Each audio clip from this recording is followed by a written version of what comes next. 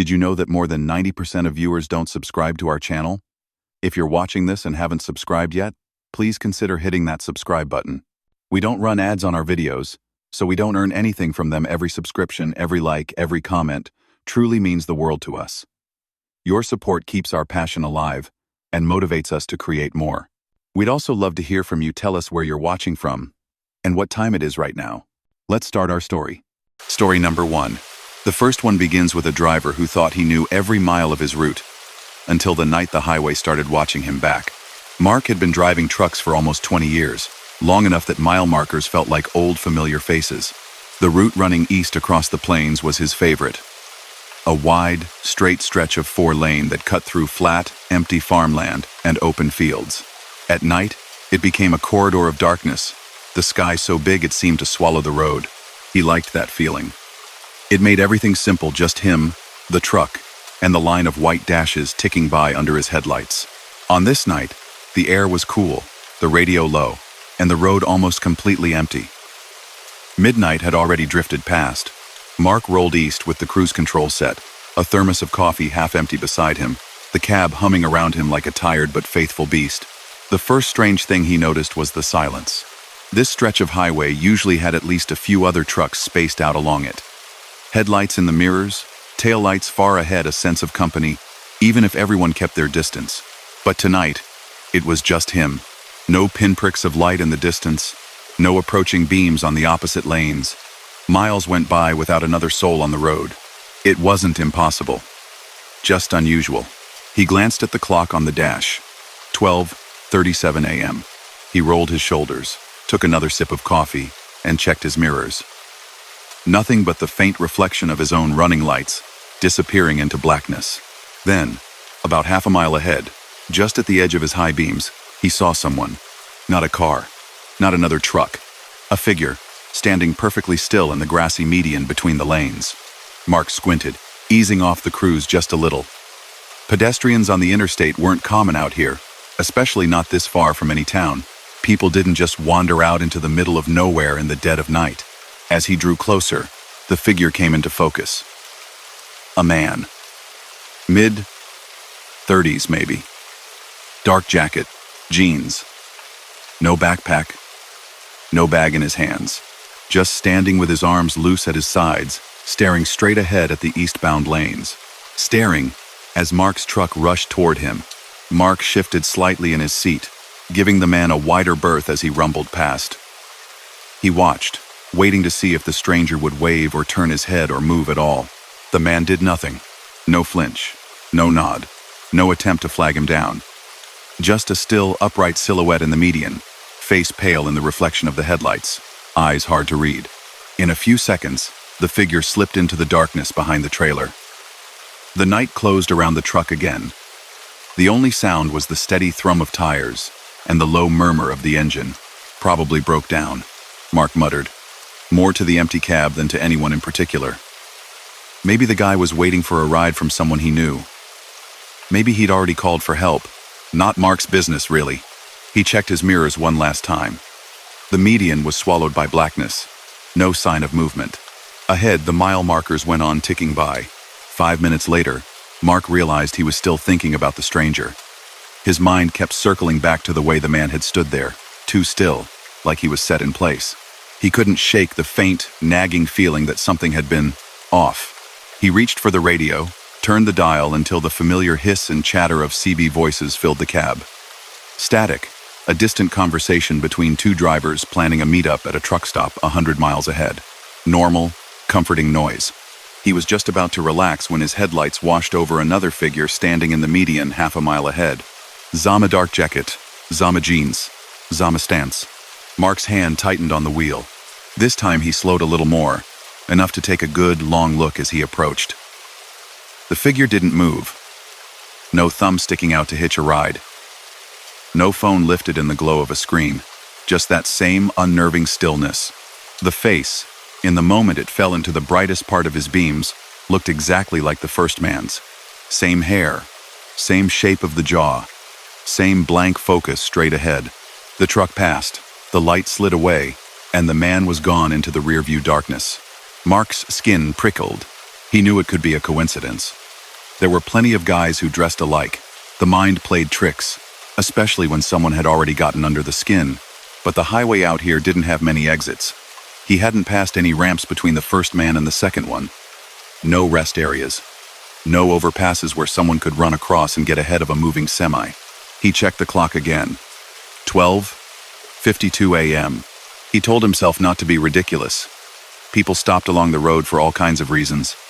Maybe there were two of them. Brothers, friends, road crew, although there'd been no cones, no flashing lights, no equipment. 10 minutes crawled by. Mark turned the radio up, trying to drown out the restless feeling growing in his chest. A distant voice crackled through the speaker, complaining about a storm rolling in hundreds of miles away. Someone laughed. Someone else coughed. The road ahead remained empty, until his high beams picked out a third figure in the median. Same clothes, same motionless stance, facing the lanes, waiting. This time, a cold curve of unease slid from Mark's neck down his back. He slowed more than before, easing the truck down to a speed that would keep him from being a hazard, but gave him time to stare. As he rolled past, he watched the man's face. In the harsh white light, every feature lined up with the first two. The same tired lines under the eyes, the same small downturned mouth. It was as if someone had picked up the same person and set him down again, miles later, frozen in a slightly different patch of grass. Mark's breath went shallow. They were on a straightaway. He could see a long way ahead. There was nowhere for the man to get off the road and reappear in front of him, not without a vehicle. But there were no vehicles. Just him, the truck, and that repeating figure. The truck's cab suddenly felt smaller. He cleared his throat and reached for the radio, thumb hovering over the talk button. He thought about calling out, asking if anyone else had seen something strange around marker 217, but that would mean saying it out loud, naming it, making it real.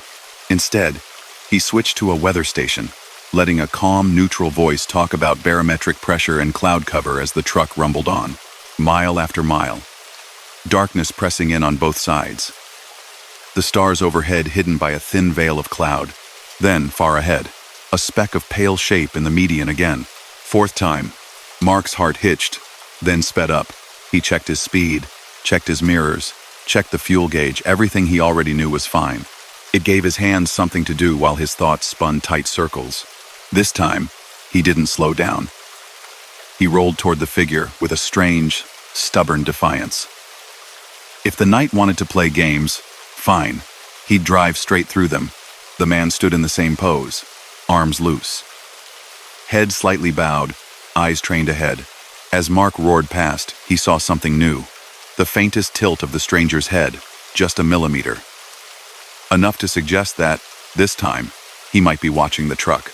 The sensation of being followed, of something matching his pace mile after mile, settled fully onto Mark's shoulders.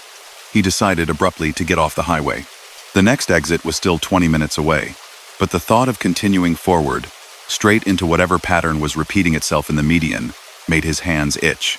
He counted down the miles, knuckles white on the wheel. The vast fields wore a uniform coat of darkness.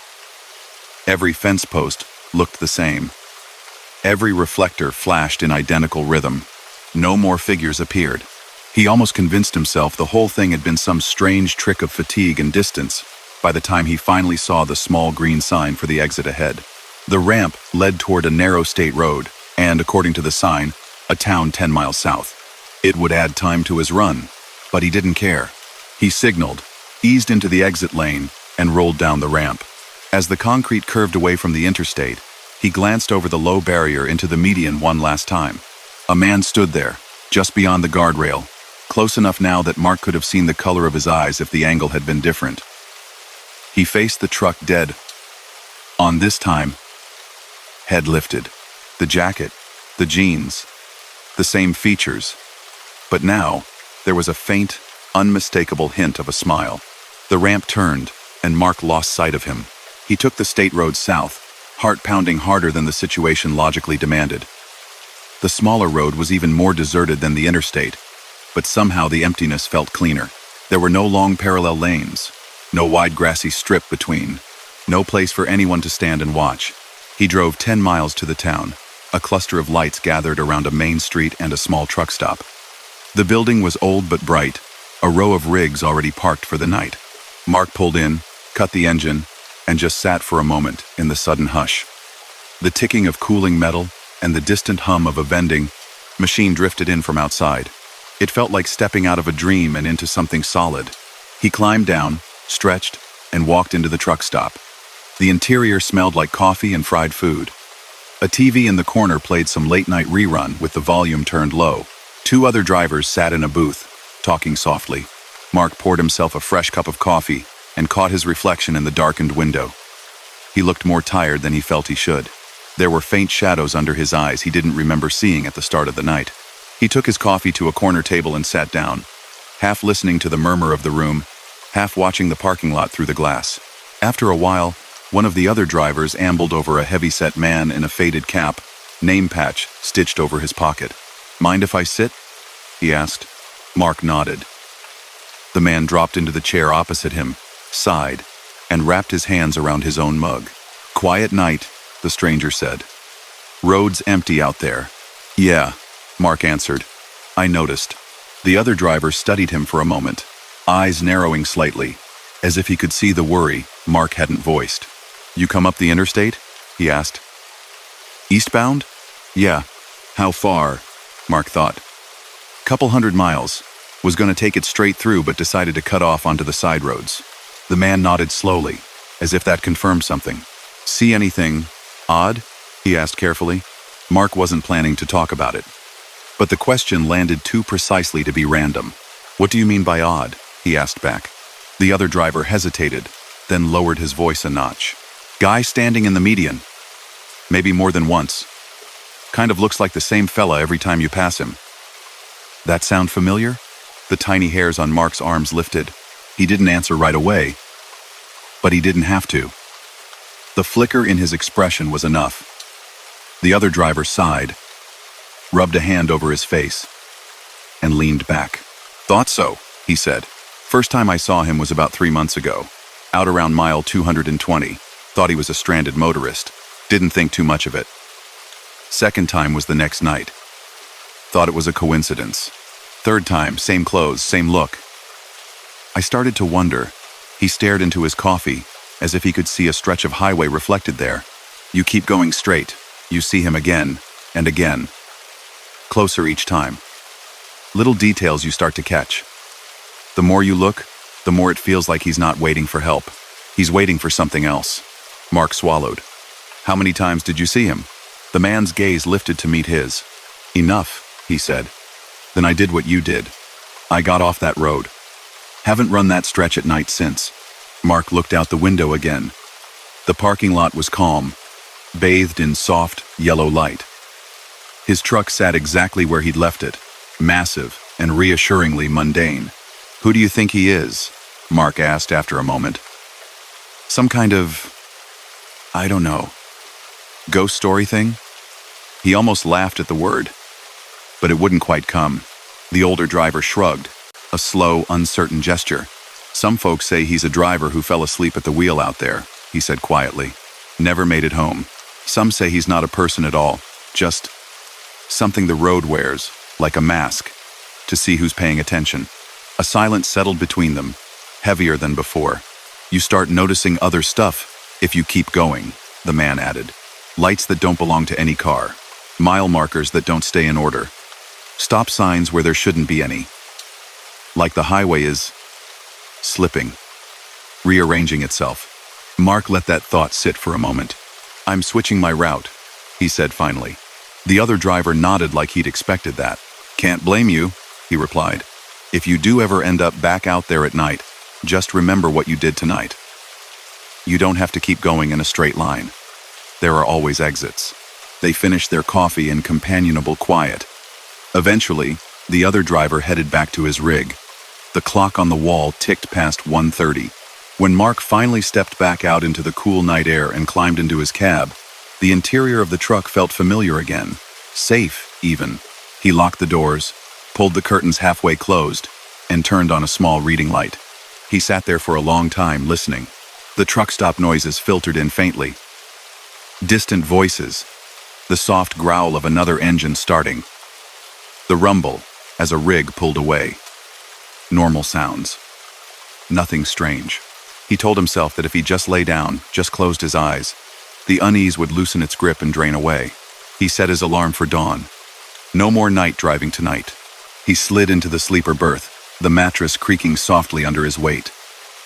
The little light cast a warm glow over the small space. He drew the curtain shut, leaving only a narrow gap. As he lay there on his back, eyes open in the dimness, the rhythm of the highway still pulsed faintly in his mind, a phantom vibration under the floor. At some point, his thoughts drifted. The line between waking and sleep blurred around the edges. The truck was still, parked, safe. Then, from the front of the cab, he heard it. A soft, almost imperceptible sound, like someone shifting their weight from one foot to the other on the floor just behind the driver's seat. The kind of sound no parked truck should make. Every muscle in Mark's body tightened. The curtains were closed. The doors were locked. He was certain he'd been alone when he came in.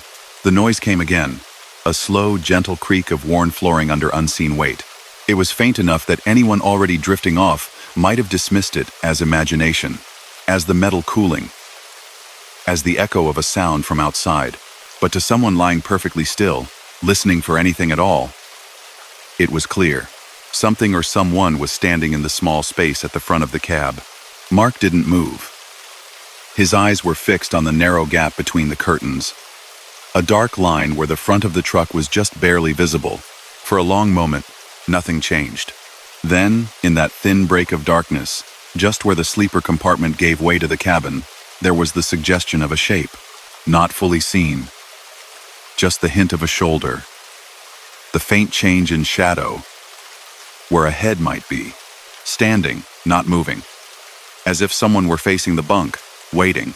Mark's heart pounded in his ears, so loud he thought it might drown everything else out.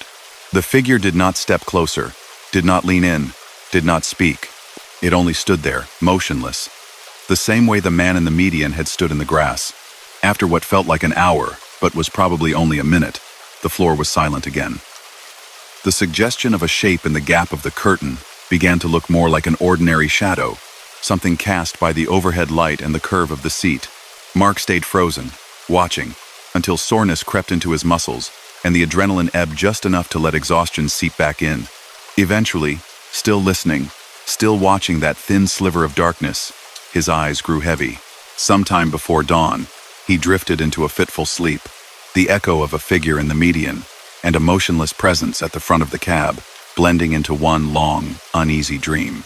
When sunlight finally slipped through the same gap in the curtain, warm and solid, the cab was empty. The doors were still locked from the inside. The floor didn't creak when he climbed down. He checked the front, the seats, the dash, the small step up into the sleeper. Nothing out of place. On the drive out of town, heading south instead of back to the interstate, he glanced once toward the direction of the highway he'd left behind. In the distance, the faint line of overpasses and signs cut across the horizon. Just another road, like 100 others. Mark drove on. He never took that stretch of the interstate at night again. And on certain quiet, empty miles of highway, even years later, whenever he happened to pass a wide, grassy median with no one in sight, his eyes lingered just a little too long, half expecting to see a still, familiar figure watching the road roll by. Because once you've seen something like that, once the road has shown you that particular face, there's always the sense that it could step back into your path at any time. Not to stop you, just to see whether you'll keep going straight or whether you'll remember to take the next exit. Story number 2. Lena preferred the night shift. The world was simpler when the sun was down. The traffic thinned. The headaches of city driving and impatient commuters faded into a long, dark road, and the hum of the engine under her feet. Out there, under the stars, she could almost pretend it was just her and the highway stretching on forever. She had been driving long haul for 11 years. Enough time for the road to become something like a second home, and the truck a kind of armor she wore.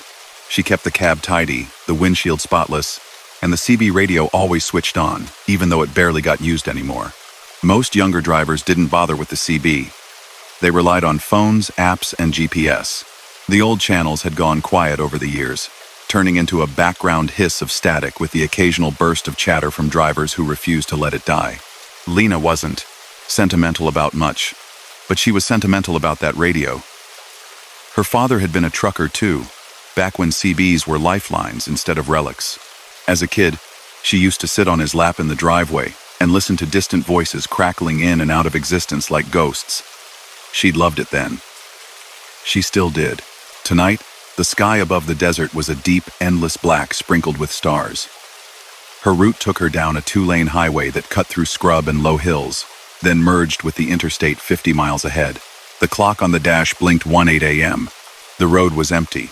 No headlights behind her, no taillights ahead. The only light besides her own beams came from the pale knife of moon hanging low on the horizon. The CB sat quiet on the dash, its green display softly glowing. Channel 19, the default, the old highway meeting place. Static sighed softly through the speaker like distant wind. Lena sipped cold coffee and drummed her fingers on the steering wheel. Her eyelids felt heavy, not dangerously so, but enough to make her wish she'd stopped at the last truck plaza for a fresh cup. She'd been on the road 12 hours with only short breaks. Dispatch wanted the load delivered by late morning. That meant pushing through. The highway curved lazily around a cluster of dark hills, then straightened again. She glanced at the GPS mounted beside the CB. The little blue arrow crept forward, inching toward the glowing line of the interstate. 48 more miles. She turned up the radio a notch. Not the CB, but the regular one. A late-night DJ talked about nothing in particular between songs. It helped. Just having a voice filling the cabin. 10 minutes later, the CB crackled. The noise was small, just a hiccup in the static, but her head turned automatically. Old habit. She reached over and nudged the volume dial up. Copy, North Star? The voice came through mid-sentence. Male, low, a little fuzzy with static. Comfortable, like someone talking from the next room. Lena's hand froze on the dial. North Star. That had been her handle once, back when she'd started driving. A little thing she'd come up with because her father's handle had been Polaris. And it felt like a private way of keeping him close on the road. She hadn't used it on the air in years. Most of the time, she didn't use any handle at all. The CB was mostly there for weather alerts and the rare bear in the grass warning. She leaned closer to the mic but didn't pick it up yet. Maybe she'd misheard. North Star? The voice came again, a little clearer this time. You out here tonight? A faint chill slipped under her collar. There weren't many people who would know that name belonged to her. A few older drivers who'd shared coffee with her at truck stops. Dispatch, maybe? But none of them sounded like this man. The voice was unfamiliar, smooth in a way that didn't quite fit any driver she could picture. She hesitated, then gave in to curiosity. She picked up the mic, pressed the button. Who's calling North Star? She asked. Break 19. For a heartbeat, there was only static. Then the voice answered, like he'd been there the whole time. Good to hear you, North Star, he said. Didn't think you'd answer. You're out on 47, headed east. You're gonna want to ease up a bit. Got a couple of deer about a mile ahead. Right after mile marker 132. Big ones. Lena blinked. She glanced at the passing reflector posts, then at the dark slab of the GPS screen. Mile marker 131 slid past a moment later on the right. Green sign reflecting in her headlights. She hadn't said where she was. Who is this? She asked, keeping her voice steady. You with State Patrol or something? Just a friend on the road, the voice replied lightly. You don't want to meet these deer the hard way, trust me. Ease it down 5-10 mile an hour. For one crazy second, she considered ignoring him. The night was already starting to feel strange, the empty fields pressing in on both sides. Responding to an anonymous warning on a mostly dead radio felt like stepping into someone else's story. But she'd heard enough tales over the years to know better than to dismiss a heads-up outright. People did sit with scanners, listening in, passing warnings back down the line. It wasn't impossible that somebody ahead had nearly hit something and was trying to wave off whoever was behind. She sighed and nudged her foot off the accelerator, letting the truck drift down a few miles per hour. The engine's pitch dropped, a gentle, lowering hum. She passed mile marker 132. A moment later, 3 shapes shot out of the darkness on the left, leaping over the shallow ditch and into the wash of her high beams. 2 full-grown deer and a smaller one, their eyes flashing pale as they bounded across the road. Because she'd slowed, Because she'd been expecting something, she had enough time. Her foot hit the brake, but not too hard. The anti-lock system chattered once, then settled. The deer made it across and disappeared into the night on the opposite side, white tails flickering. Her heart thudded. She exhaled slowly, watching the now empty road. That was close, the voice on the CB said gently. You're welcome. Lena swallowed, tongue dry. Where are you sitting? She asked. I didn't see anyone ahead of me for miles. Don't worry about me, the man said. I'm around. Just keep your eyes on the road. Static whispered between his words, like wind in tall grass. She wanted to ask more, to demand more. How had he known her handle, her location? But the desert rolled on, and the brief surge of adrenaline left her tired again. Grateful or not, she told herself she'd stumbled into some kind of coincidence. Maybe there was another North Star out there. Maybe he'd guessed the deer. Maybe, by the way, there's a patch of black ice up around 142, he added casually. Runs about 15 feet across the right lane. Won't see it until you're on it. Hug the left a little when you get there. It's 55 degrees out, she said before she could stop herself. There's no ice. Old spill, he responded. Freezer truck went sideways a few nights back. Stuff leaked, froze, refroze. Trucker's been talking about it. You missed the repave crew earlier? They're not quite done. Lena frowned. She'd passed some roadwork equipment about an hour back, but the crews had packed up for the night. She hadn't noticed any cold patches, no signs warning about slick conditions. Suit yourself, the man said lightly. But if you like staying upright, I'd drift, left a bit. Maybe 5 feet. No more, no less. The line went quiet again, leaving her alone with the engine and the desert. For the next 10 miles, Lena argued silently with herself. Logic said to ignore him. Pride, too. She didn't like the idea of some stranger telling her exactly where to put her truck. She'd been doing this a long time. She knew how to read a road. But another part of her, the part that remembered the sudden flash of deer in her headlights a few minutes ago, kept replaying his calm tone and precise warning. When mile marker 141 slid past, she sighed and moved the truck slightly left in the lane. Not enough to cross the center line, just a gentle drift. At 142, the road ahead looked normal. Dark asphalt, faintly shining under her lights. No glint of moisture. No obvious sheen. 2 seconds later, the right front tire hit something that wasn't quite dry. The wheel twitched, subtle but there. Lena felt the faint, oily slickness through the steering column, as surely as if she'd run a hand across it.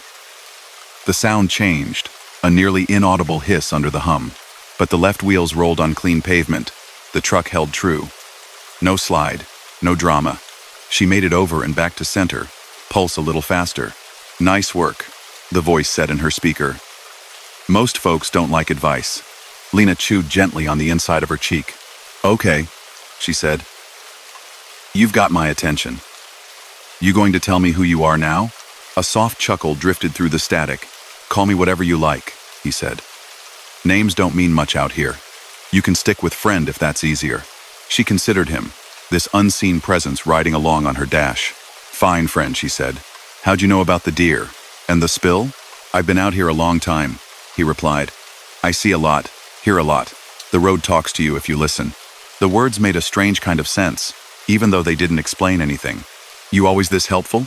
Lena asked. Only to the ones who answer when I call, he said. Lot of folks leave their sets off these days, harder to reach them. A faint melancholy colored his tone with that last sentence, like he was remembering something lost. They rode like that for a while, Lena in the glow of her instruments, the anonymous voice in the speaker. He commented now and then on things she saw. A lone house far off to the right with a single porch light burning.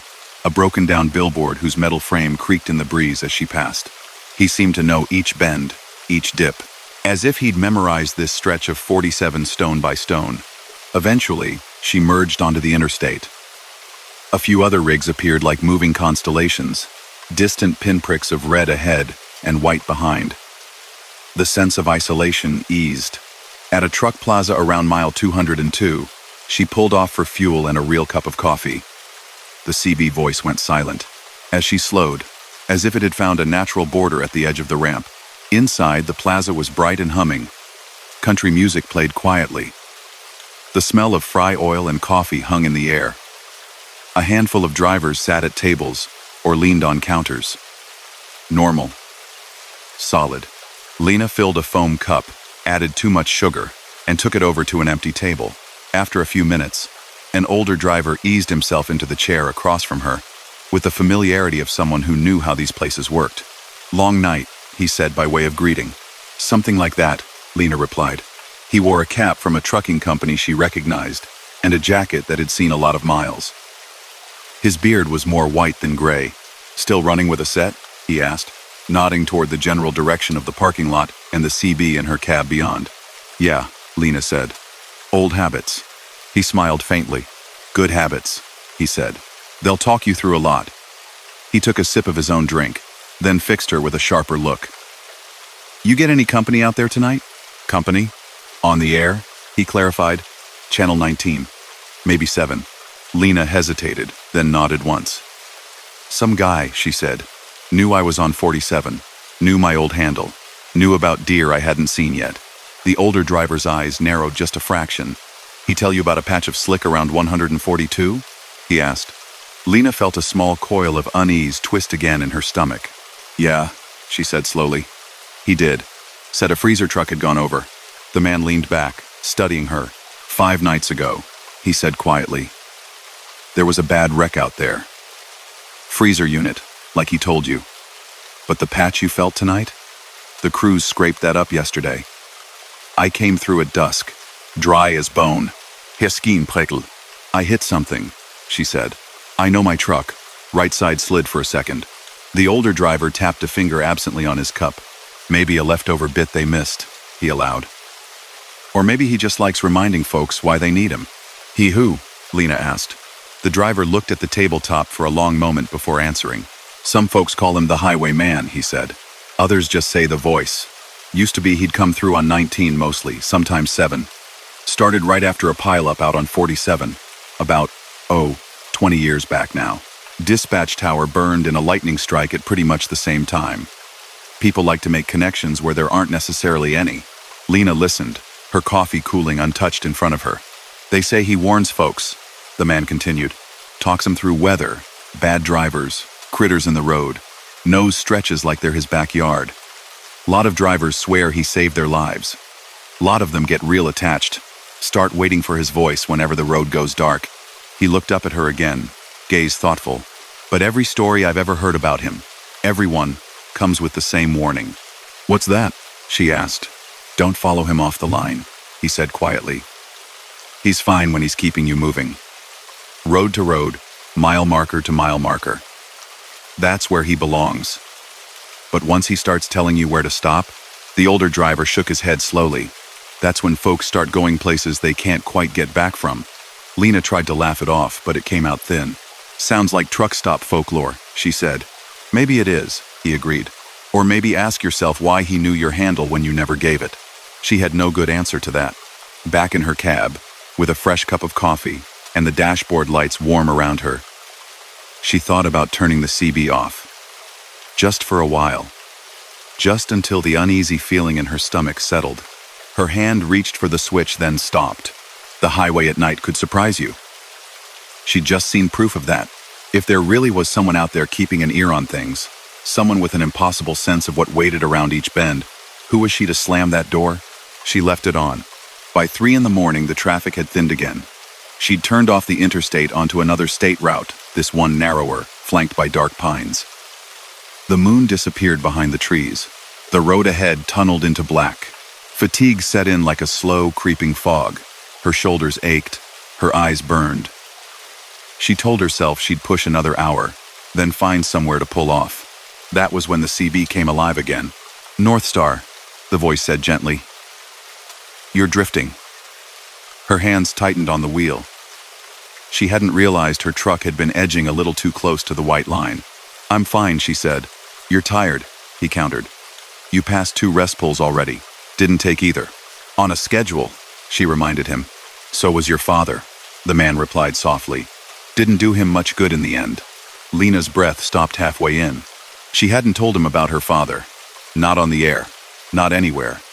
No sticker with his name on her dash. No framed picture in the cab. "How do you know anything about my father?"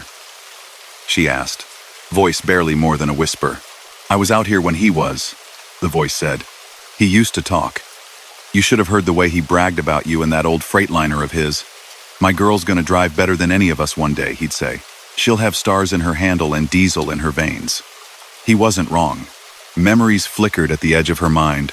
Her father's laugh, the smell of grease on his work shirts, nights when he'd come home late and she'd fall asleep to the murmur of his voice in the kitchen, talking on the phone to other drivers. "You knew him?" she asked. "In a manner of speaking," the voice replied. "I hear all the ones who talk. Heard him the night of the crash, too." Her throat went dry.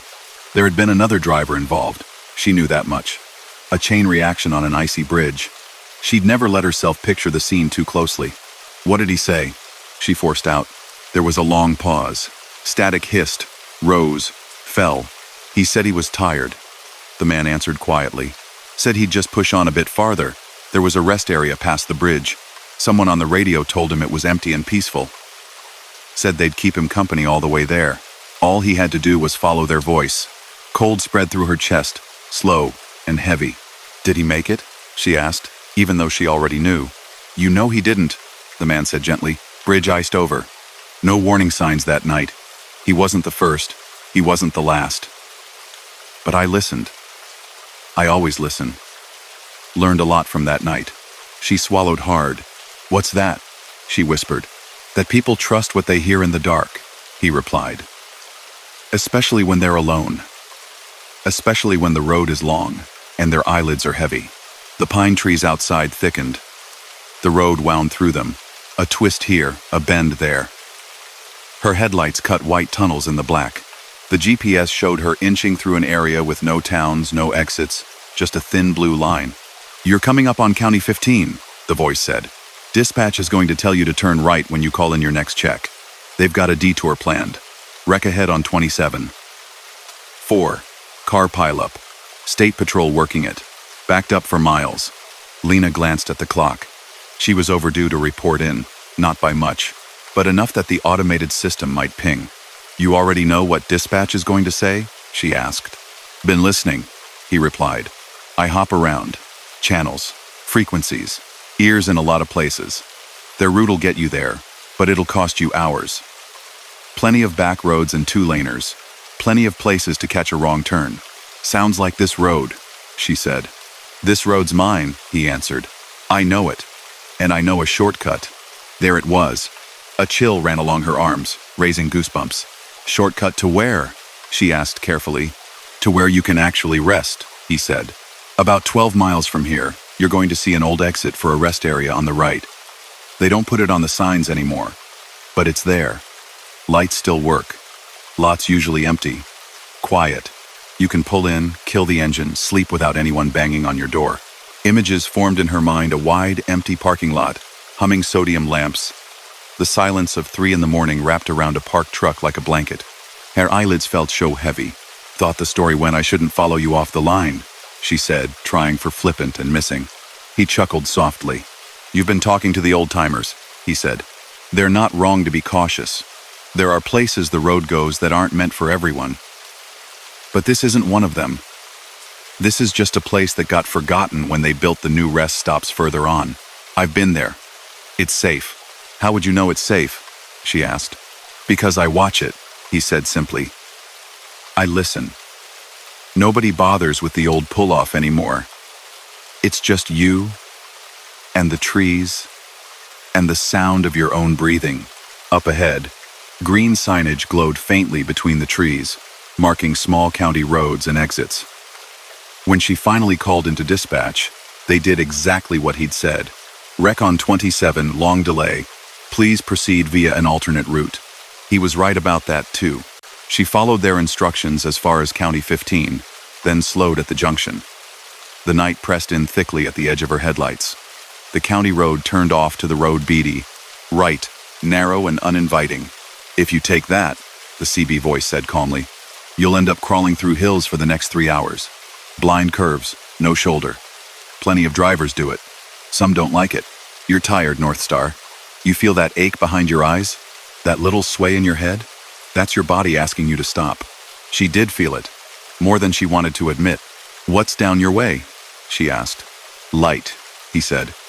And quiet. That's all. Stay on this road. I'll talk you through it. She went straight. The county road slipped away in her mirror. The state route carried her deeper into the pines. The trees grew taller, closer, their tops vanishing into black. The lane lines blurred slightly at the edges of her vision. The voice stayed with her. He pointed out curves before she hit them, warned her about a fallen branch hugging the shoulder, mentioned an old barn with a rusted roof that she wouldn't have noticed otherwise in the dark. Your dad loved this stretch, he said once. Used to say the trees made him feel like he was driving through a tunnel to another world. She almost asked him to stop talking about her father, but the words stuck. At last he said, 2 more miles. You're going to see a little brown sign on the right that says, Scenic View Area. That's the old rest pole.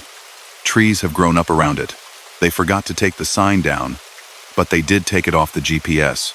That's why you don't see it on your screen. She checked. The GPS showed nothing but the blue ribbon of road. A minute later, the sign appeared. Faded, half swallowed by branches, but still there. Sneets View Area, 1 mile. Her hands tightened on the wheel. See? He murmured. Knew you'd find it. If it was closed, they'd say so, Lena pointed out. They put up closed boards for everything now. Who's going to bother? He replied. Place barely used to begin with, but it's there. I can see it. How can you see it? She asked. A brief pause. I see a lot of things, he said. You're almost there. Ahead, the trees thinned just enough to show a break in the darkness. A low concrete barrier came into view, then a narrow ramp angling off to the right. Beyond it, bathed in a strange soft glow, was a small rest area. From where she was, it looked surprisingly normal. A little old-fashioned maybe, with squat light poles instead of the tall modern ones. But the lamps were on, yellow circles of light pooling on the pavement. She could see painted parking spots, a low building with vending machines built into the side, and an empty lot waiting. Her heart picked up, beating harder than seemed reasonable for someone about to pull into a place designed specifically for rest. Looks good, doesn't it? The voice coaxed. Quiet. No reefers cycling all night next to you. No kids tearing around, no RVs with generators. Just you. You can park in the middle, see everything. Nothing can sneak up on you there. Her blinker clicked on. The truck drifted toward the exit lane. As she did, another set of headlights swept up from behind, still distant but growing. She checked her mirror. A tractor trailer, big grill, lots of chrome. He was coming in fast. Don't worry about him, the CB voice said quickly. He's got his own plans. If he wants this place, there's more than enough space for the both of you. The ramp grew closer. Her hands turned the wheel a few degrees. At that exact moment, her CB crackled with a different sound. Harsh, loud static like someone had slapped the unit. North Star, don't you take that ramp, a new voice shouted over the noise. Do not exit, do you hear me? It was a live human voice, rough around the edges, urgent. It overlapped with the first, cutting right through his smooth tone. She's fine, the original man insisted, his words now threaded with a strange, brittle edge. Ignore him, Lena. He doesn't see what I see. Her name. He'd never used it before. The truck rocketed closer in her mirror, its headlights flaring bright as if the driver had flicked on his high beams at her. Driver in the white Cascadia, handle North Star. The second voice barked. You signal back on the main line right now. That pull-off is chained. I'm right behind you. I can see it. You're about to steer 40 tons into a dead lot. Her pulse slammed in her throat. Stay with me, the first voice said softly. I've kept you safe all night. Deer, spills, curves. I've seen you through it all. You're tired. You need to stop. They won't miss you for a few hours. Dispatch doesn't care about you like I do. The ramp mouth was almost level with her now. The glow of the rest area lights spilled invitingly across the shoulder. For a second, she could swear she heard something else, faint and far away, a low, distant murmur, like multiple radios all whispering at once. North Star! The real-world driver roared through the CB. If you turn off, you're going through a busted guardrail. There's nothing there anymore. I run this route twice a week. That rest area's been shut down 10 years. I am looking at it. There are chains across the entrance. Up ahead, in her own windshield, she saw no chains. Just a clean, gently curving ramp, a flat lot. Yellow light. Her hand tightened on the steering wheel until her knuckles ached. Think how good that bed is going to feel, the first voice whispered. You don't have to drive anymore. Not for a long time. Just pull in. Turn off the engine. Let it all go quiet, Lena. I'll sit right here with you. I'll talk all the way down. The second driver's rig roared up alongside her left, momentarily in the oncoming lane, engine straining. For a terrifying instant, their mirrors nearly aligned. His cab loomed huge in her side window, lit by her own beams. In that flash of connection, Lena saw his face, middle-aged, eyes wide, mouth moving, as he shouted. One of his hands was off the wheel, waving frantically, jabbing forward, urging her to go straight. Her blinker clicked on, off. The ramp rushed closer. She had a heartbeat to decide. Stay, the soft voice in the speaker urged. I've been waiting for you since the day your father told me your name. Don't make me wait any longer. Go, the man beside her shouted. Lena jerked the wheel back toward the main lane. The truck groaned, trailer following in a long, graceful arc. The tires hummed over the hash marks at the edge of the road. For a second, her headlights swung over the ramp entrance, painting it in full clarity. The rest area dissolved. Where there had been clean pavement a moment before, there was now a sagging, broken barrier with rusted chains strung across. Grass and saplings had pushed up through crumbling asphalt. The light poles stood dark and dead, their fixtures shattered. The little building was nothing but a collapsing shell, windows boarded, graffiti creeping up its walls. Yet for an instant, she saw something layered over it, a faint double image, like a reflection on glass, a parking lot lit and clean. Trucks lined up in perfect rows. Dozens of them, all dark, all still. No movement in any cab. Her trailer drifted past the mouth of the exit. The ramp fell behind, swallowed by trees. The man in the other truck swerved back into his lane, settling his rig alongside hers. His engine noise matched hers for a moment, then eased as he slipped back, letting her lead. The CB went utterly silent. The strange voice cut out mid-breath, as if someone had yanked a cord. For a long moment, the only sound in the cab was the ragged rush of her own breathing, and the steady rumble of the tires on the pavement. Then the second driver came through, his voice calmer but still tight. You all right up there, North Star? He asked. You with me? Lena swallowed, wiped one shaking hand on her jeans, and picked up the mic. Yeah, she managed. I'm here. Good, he said. Keep it between the lines. There's a real rest lot about 25 miles ahead. I'll stick with you till we get there. She nodded even though he couldn't see it. Did you hear him? She asked quietly. The other guy. A pause. Oh, I heard something, the man said. He's been sniffing around out here a lot lately. Caught a few new ones by using their old handles.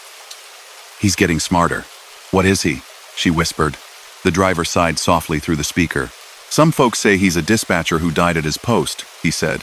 Some say he's a driver who didn't make it to the next stop and can't stand being alone. I don't pretend to know.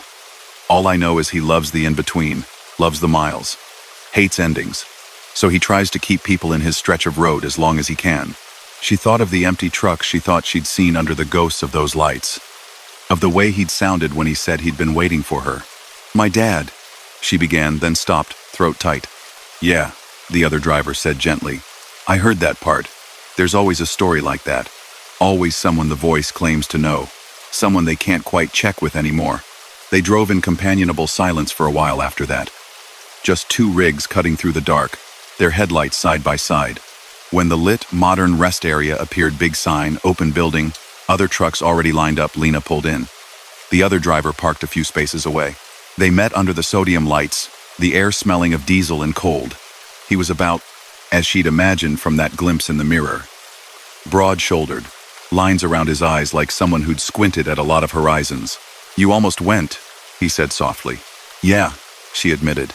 That place, he nodded back toward the direction they'd come from, closed, after a rock slide took out half the hill behind it. They fenced it off. You can see the chains clear as day. but I've heard more than one voice on the air swear up and down it's all lit up and welcoming. One guy even described the vending machines. Lena shivered. Ever know anyone who didn't come back? She asked. The man looked at her for a long moment, then away. I know that sometimes, he said carefully, you hear somebody talking real regular on the line. Every night, same time, same stretch. Then one night they mention some exit nobody else can find on a map. They sign off to get some sleep. And you never hear them again. He didn't have to say more. Later, in her bunk, with the truck safely parked amid the familiar noises of air brakes and distant laughter, Lena flipped the CB off. This time, she watched the light die on the display, watched the little numbers go dark. She lay in the dimness, listening to the muted world outside. Sleep came in fits and starts. In one shallow dream, she was small again, riding in the worn passenger seat of her father's truck. His voice hummed along with another, crackling through the speaker, leading them down some endless tree-lined road. She couldn't see the man on the radio, but she felt him, like someone sitting in the dash, smiling without blinking. She woke with her heart racing and the taste of cold air in her mouth. The cab was quiet. The CB was, she checked, still off. Dark. Silent. She took a breath, then another, letting the familiar feel of her own truck anchor her. The safe clutter of her things. The dull glow of the clock. By late morning, the sun had burned away the last of the night's chill. She pulled back onto the highway, rested enough to make the last leg of her run. In daylight, the road felt different. Smaller, less powerful. The places where the trees had pressed in now seemed like ordinary stands of pine. The asphalt shone under a bright blue sky. Sometime after noon, she saw a brown sign on the opposite side of the highway as she rolled west on her return trip. Sneet's View Area, closed. A rusted barricade sprawled across the entrance beyond it, chains draped like dull jewelry. The lot behind was choked with weeds and saplings. The building sagged visibly now, roof half collapsed. In daylight, there was no trace of glowing lights. No illusions. Just an abandoned rest area, forgotten by everyone except the trees and the wind, and maybe something else.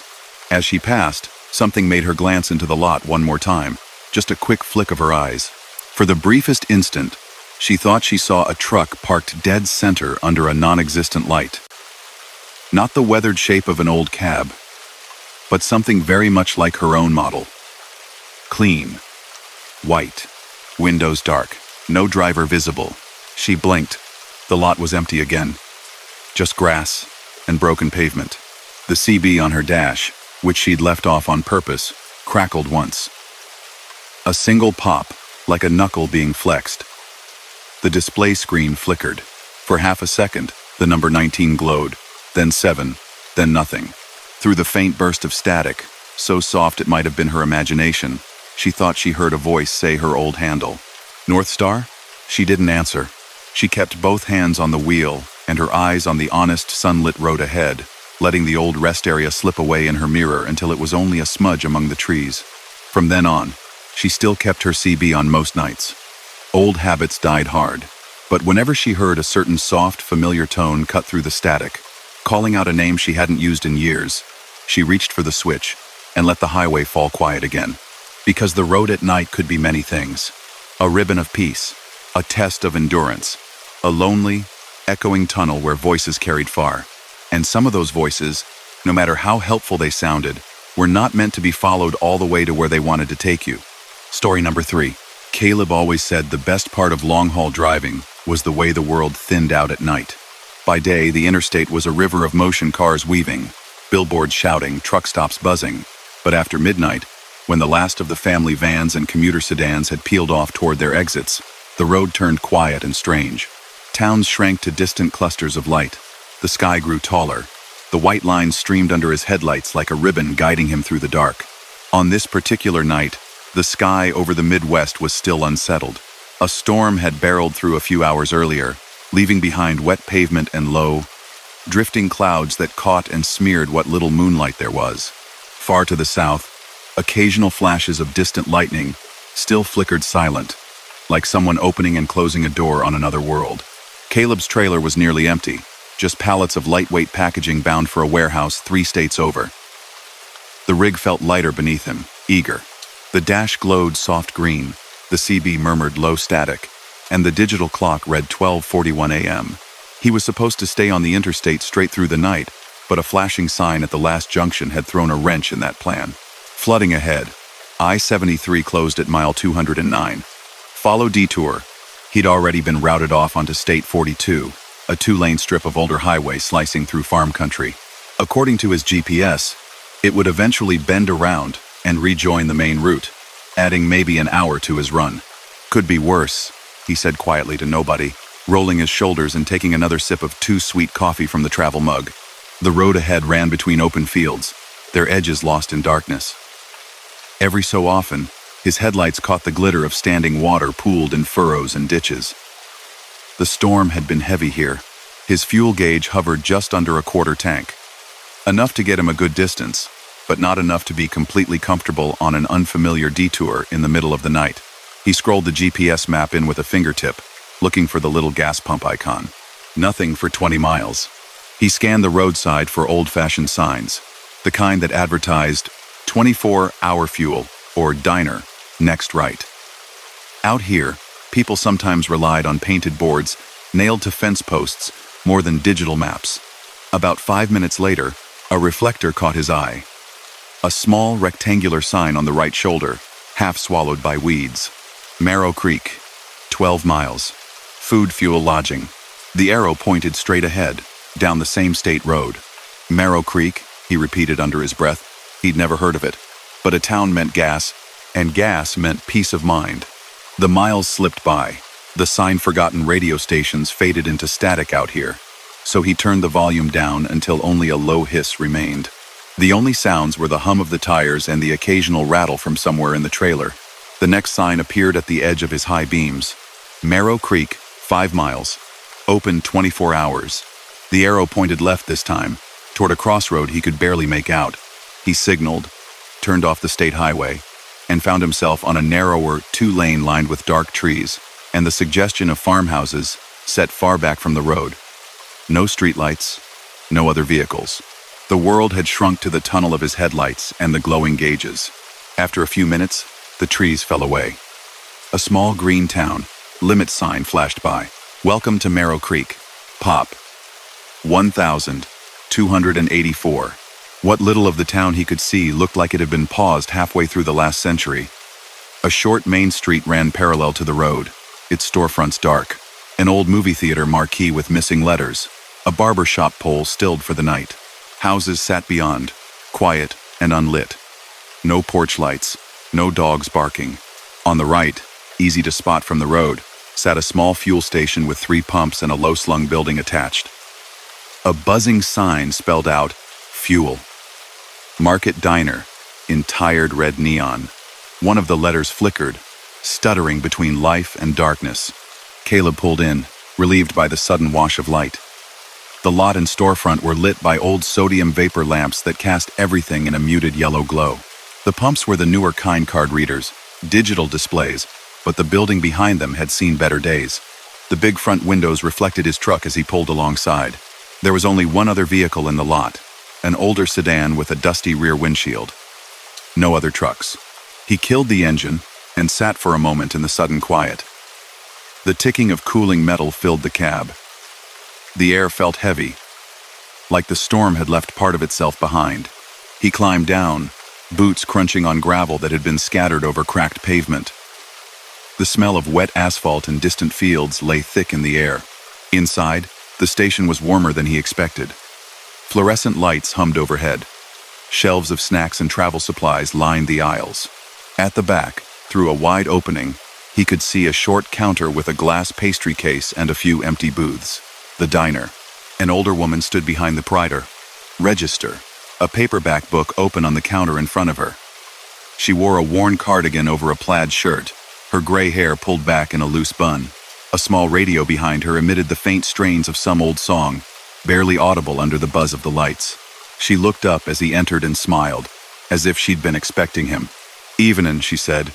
"Or mornin', I guess. Pumps on. Fill her up out there?" He nodded. "Yeah? Diesel. All right.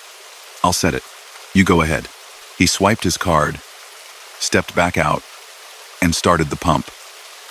The hose vibrated faintly under his hand as fuel flowed. He watched the numbers climb, mind already drifting to thoughts of coffee and maybe a slice of pie inside. From this angle, he could see a little more of the town. A row of houses sat on the hill behind the station, their silhouettes visible against the lighter sky. No interior lights glowed in any of the windows. A few streetlights lined the narrow road, but only one was on, a lonely orange halo. The air was unusually still. No insects buzzed. No leaves rustled. When his tank was nearly full, the pump thunked and stopped. He replaced the nozzle and headed back inside. The woman rang up his fuel, then nodded toward the diner side. "Kitchen's not doing full meals this late," she said, "but there's fresh coffee and what's left in the case. You're welcome to sit a spell if you need to take a break." He hesitated, glanced at the clock on the wall above her head out of habit. It was an old analog thing with a white face and black numbers. The red second hand was stuck between the 12 and the 1. The minute hand rested at 17 minutes past 2. "It's been 17 inches here for as long as I've worked this counter," she said with a chuckle when she saw him looking. "You'd think somebody would climb up and fix it, but, well, folks get used to things being the way they are." He smiled politely, even as something about that made a little line of discomfort flicker at the back of his mind. He poured himself a cup of coffee from a pot on a hot plate, the smell rich if a little scorched. The pastry case held a few slices of pie. He picked one at random apple, by the look of it, and took a booth by the window where he could see his truck. The pie was better than he expected. The coffee did its job. The radio behind the counter played some slow, sleepy ballad from decades ago. The woman read her book and occasionally turned a page with a soft rustle. After 10 minutes, restless to make up time, he dropped a couple of singles on the table, thanked her on his way out, and climbed back into the cab. He pulled out of the lot, turned left, and followed the small road that curved past the silent houses. A faded sign ahead pointed back towards State 42 and, beyond it, the interstate. The town's last streetlight fell behind him. The world turned dark again. Only his headlights, the wavering beam reaching out just far enough to show the 2 yellow lines and the wet sheen of asphalt. Minutes slipped by.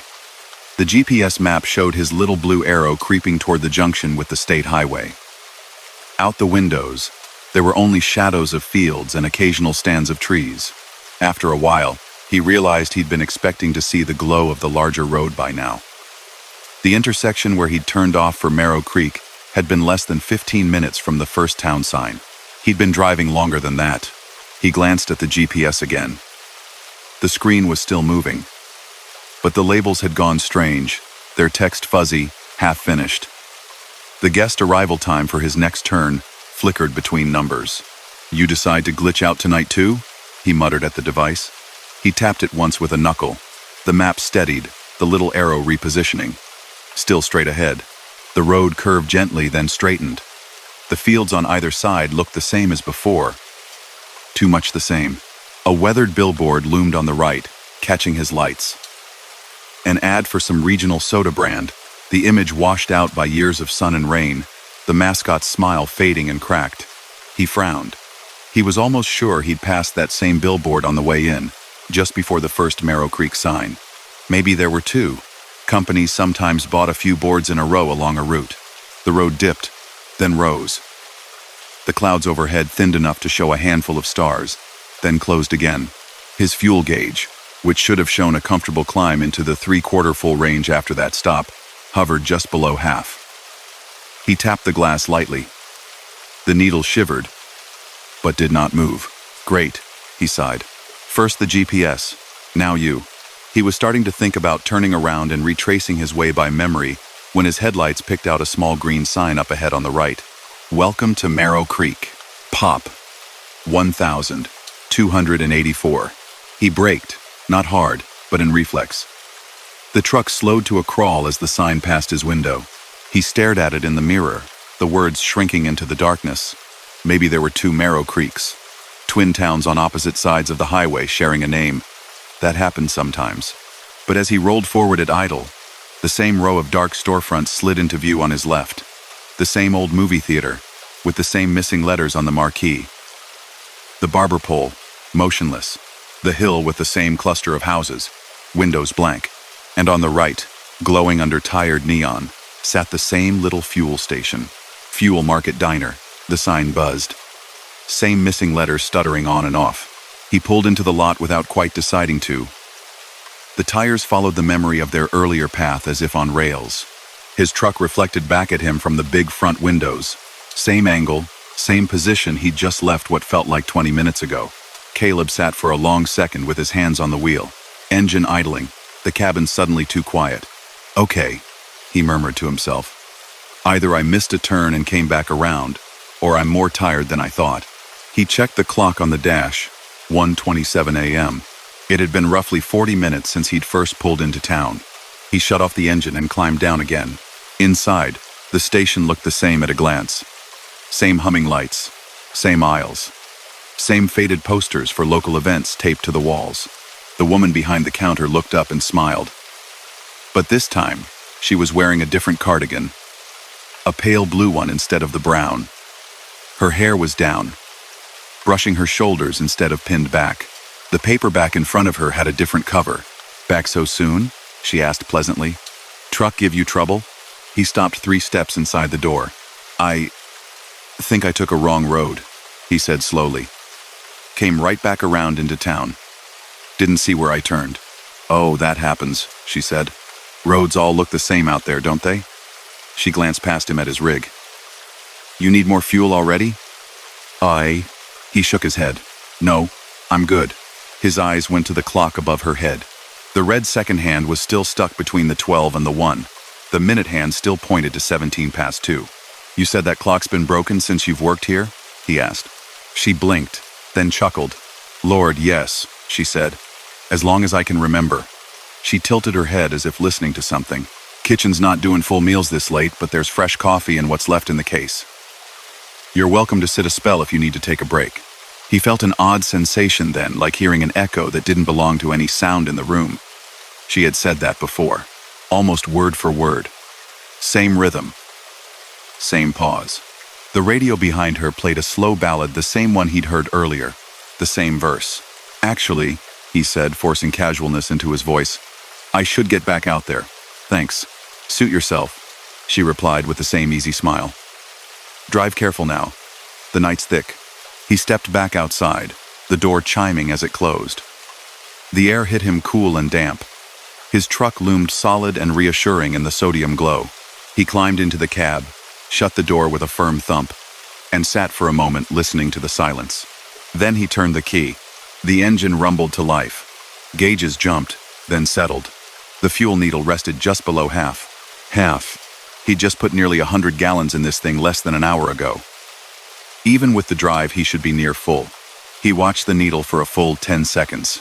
It didn't climb, didn't twitch. Caleb's scalp prickled faintly. Glitchy sensor, he said out loud, needing to hear a voice in the cab even if it was his own. Just a glitch. He adjusted his mirrors, eased out of the lot, and turned a different way this time, following a smaller sign that said 2HWY42 with an arrow. Maybe he'd taken the wrong road out before. Maybe he'd gone in a circle through back lanes without realizing. The road he took now was narrower, lined with more trees, the town falling away behind him more quickly. He watched every junction, every branching gravel path, every mailbox that stood lonely at the edge of some unseen driveway. Minutes passed. He checked the time. 1:35 a.m. He kept a mental count of the curves left, then right, then straight for a long run. No major turns, no chances to double back. Yet, when the small green sign loomed up again out of the dark, his stomach clenched in. Recognition. Welcome to Marrow Creek. Pop. 1,284. The letters passed by his window like they had been painted on the inside of his windshield. This time, he didn't even slow. The main street rolled past to his left, the ghost town fronts watching him with dark windows. On his right, the Fuel Market Diner sign buzzed and flickered. He told himself he wouldn't stop, that he'd just keep going through town and out the other side, find any road that didn't send him back here. But his hands, almost of their own accord, guided the truck back into the same smooth arc into the station lot. The brakes sighed. The rig settled. He swore, softly and with feeling, then shut the engine off and got out. The air smelled the same. The gravel crunched the same. his own footprints from the previous visits, if it had been more than one, were nowhere to be seen on the damp ground. He pushed open the door. The older woman was not at the counter. In her place stood a man in his late 30s, clean-shaven, wearing a company polo with a name tag that read Gary. He looked up with a customer service smile, the kind that didn't reach the eyes. "Hey there," he said, "pumps on if you need it." Caleb stopped short. Where's the lady who was here before?" he asked. "Gray hair, cardigan? Said she'd worked here a long time?" Gary tilted his head, expression mildly puzzled. "Night shift's just me," he said. "Has been for a while now. You sure you're at the right place, friend?" Caleb's gaze slid, almost against his will, to the clock on the wall. "Ardanschitzifen. Same stuck hands. Same frozen second. Kitchen's not doing full meals this late," Gary said conversationally. "But there's fresh coffee and what's left in the case. You're welcome to sit a spell if you need to take a break." The words landed like stones, dropped into a very still pond. He looked back at the man's face, the shallow smile, the steady, unblinking eyes. For a moment, the fluorescent lights overhead hummed a little louder. "I'm fine," Caleb said, throat dry. "Just passing through." "Sure thing," Gary replied. "Road can tangle you up out there. Easy to get turned around. You just keep on the line, though. You'll get where you're going." Caleb backed out of the station, heart beating too fast. In the cab, the dash lights felt harsher, the enclosed space closer. He turned the key. The engine started. The fuel gauge stayed at half. This time, he put the rig into gear and rolled straight through town without pausing at the station. Eyes locked on the far edge where the last houses thinned and the road narrowed between fields. He passed the same lone streetlight, the same crooked mailbox leaning at an angle. He counted his breathing inhale, exhale in time with the flash of the center line in his headlights. Once he cleared the town limit sign "Goodbye from Marrow Creek, come back soon," he made a decision. At the first crossroads he came to outside the town, instead of continuing straight as the GPS insisted, he turned right. Then, a mile later, left. He took turn after turn at random, like trying to break a pattern in a maze. The black shapes of barns and silos drifted by in the distance. Occasionally, a farmhouse window shone a faint light, proof that something else lived out here besides him. Half an hour passed. By the clock, his shoulders ached, his eyes burned. Finally, as he crested a low hill, he saw the familiar glow ahead, a cluster of lights in the middle of darkness. His grip on the wheel tightened. Town lights. His heart sank as he drew closer and saw the same arrangement. Short Main Street to the left, the hill with houses behind, and to the right, the small station. Neon buzzing. He rolled into the lot slowly, anger and fear mixing with a bone-deep weariness. He didn't go inside this time. He killed the engine, sat in the cab, and simply watched. Through the wide front windows, he could see someone at the counter. The shape moved, shifted. Sometimes, it looked like the older woman with the cardigan. Blink, and it seemed more like Gary in his polo. The radio behind the register played the same song, caught eternally in the same verse. The clock above them sat at 2:17, as if it had been painted that way.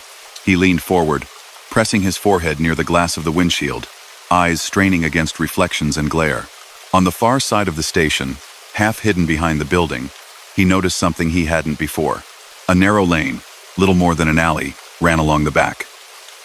A faded sign at its entrance read, "Service access only. Authorized vehicles." Beyond the building, the lane seemed to disappear into trees and darkness.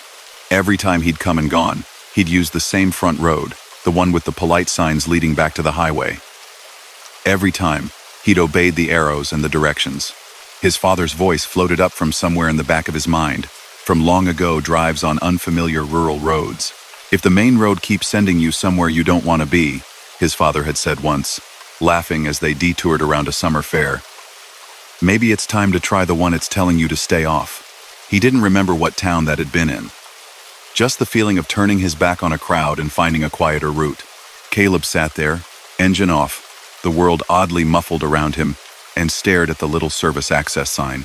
His phone, sitting in its cradle, buzzed once a low battery warning. The screen showed 3:09 a.m. He checked the dash clock again. 1:27 a.m.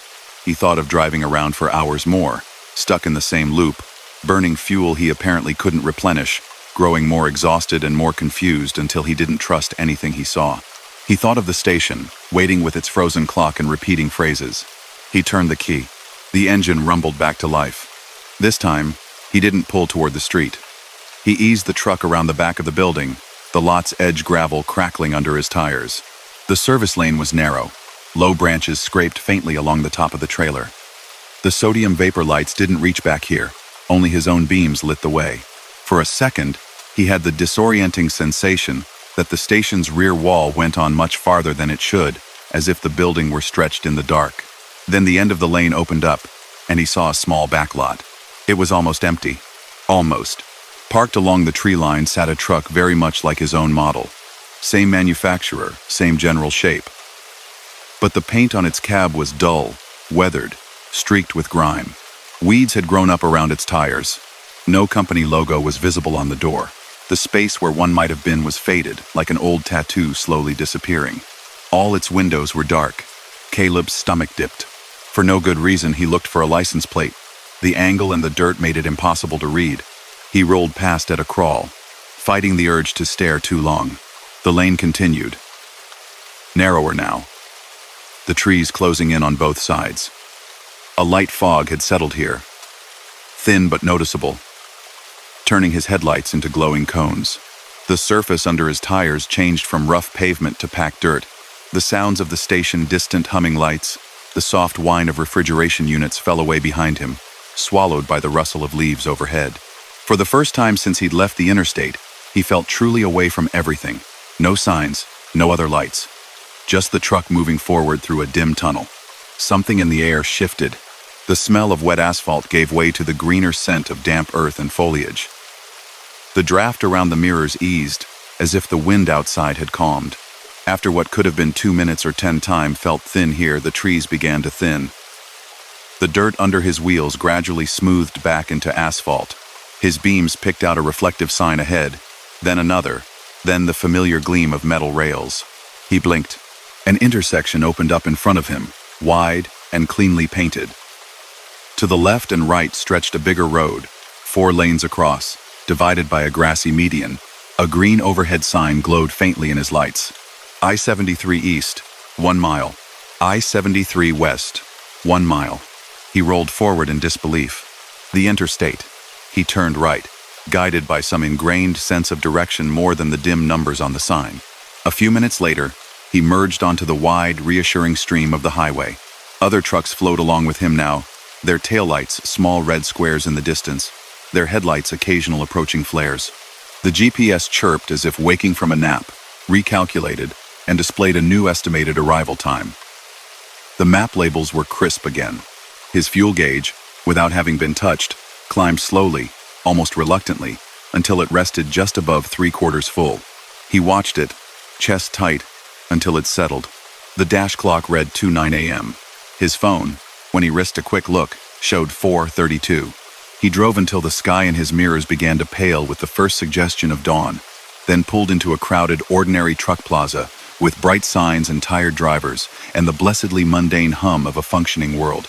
In the fluorescent light of the restroom, with the normal smell of soap and paper towels and some too strong citrus cleaner, Marrow Creek felt unreal, like a story he might have had a dream about, and then half forgotten by breakfast. But when he sat down in the plaza diner with a plate of eggs in front of him, his hands still shook a little when he reached for his coffee. He unfolded his crumpled paper map, a habit he'd never quite given up despite all the digital tools. He traced the route he'd been meant to take, the state roads, the detours marked out by highway alerts. There was a point where the ink line of State 42 crossed a faintly printed river. Near there, according to his memory, he'd seen the first sign for Marrow Creek. He scanned the area. There was no Marrow Creek on the map. No dot, no tiny name, no gas station icon. He checked the GPS history later, when he'd parked for the mandated rest period. The log showed him leaving the interstate, following the marked detour for a while, then jumping. A blank space, followed by his reappearance near the junction back to I-73. No record of town names, no coordinates logged during the time he knew he'd been looping. Weeks later, out of curiosity, he asked at a larger truck stop if anyone had heard of a place called Marrow Creek off 42. A few old-timers frowned, shook their heads, traded glances. Back before the floods changed the layout out there, one finally said slowly, there was a town with a name a bit like that, Creek something. Got bypassed when they built the new highway. Heard they shut down the main road in after a bad slide. Folks moved on. Why? Caleb just shook his head. Thought I took a wrong turn, he said. Won't be taking it again. In the months that followed, he crossed countless miles. Cities and small towns and empty stretches blurred together the way they always did. But whenever dispatch tried to route him down that particular detour again, he found a different way. A longer way, even.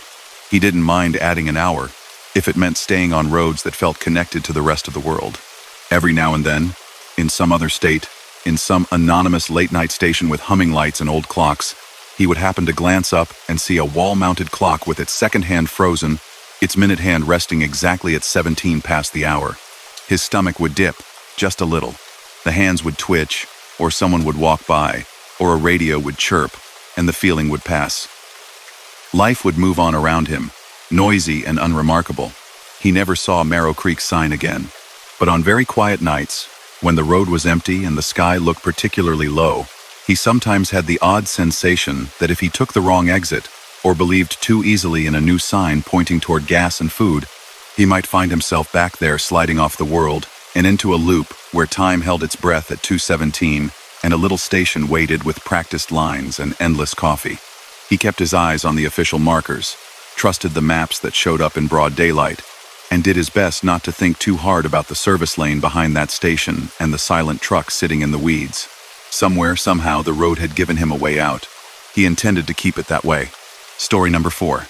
Dana never said no to a run, but she didn't have to like the mountains. Flat country was where she felt most at ease. Big sky, long straightaways, nowhere for the road to sneak up on her. Mountains were different. They had moods. They shifted in fog and weather. They hid sharp curves behind stands of trees and tried to push heavy trucks downhill faster than they wanted to go. Still, the load had to move.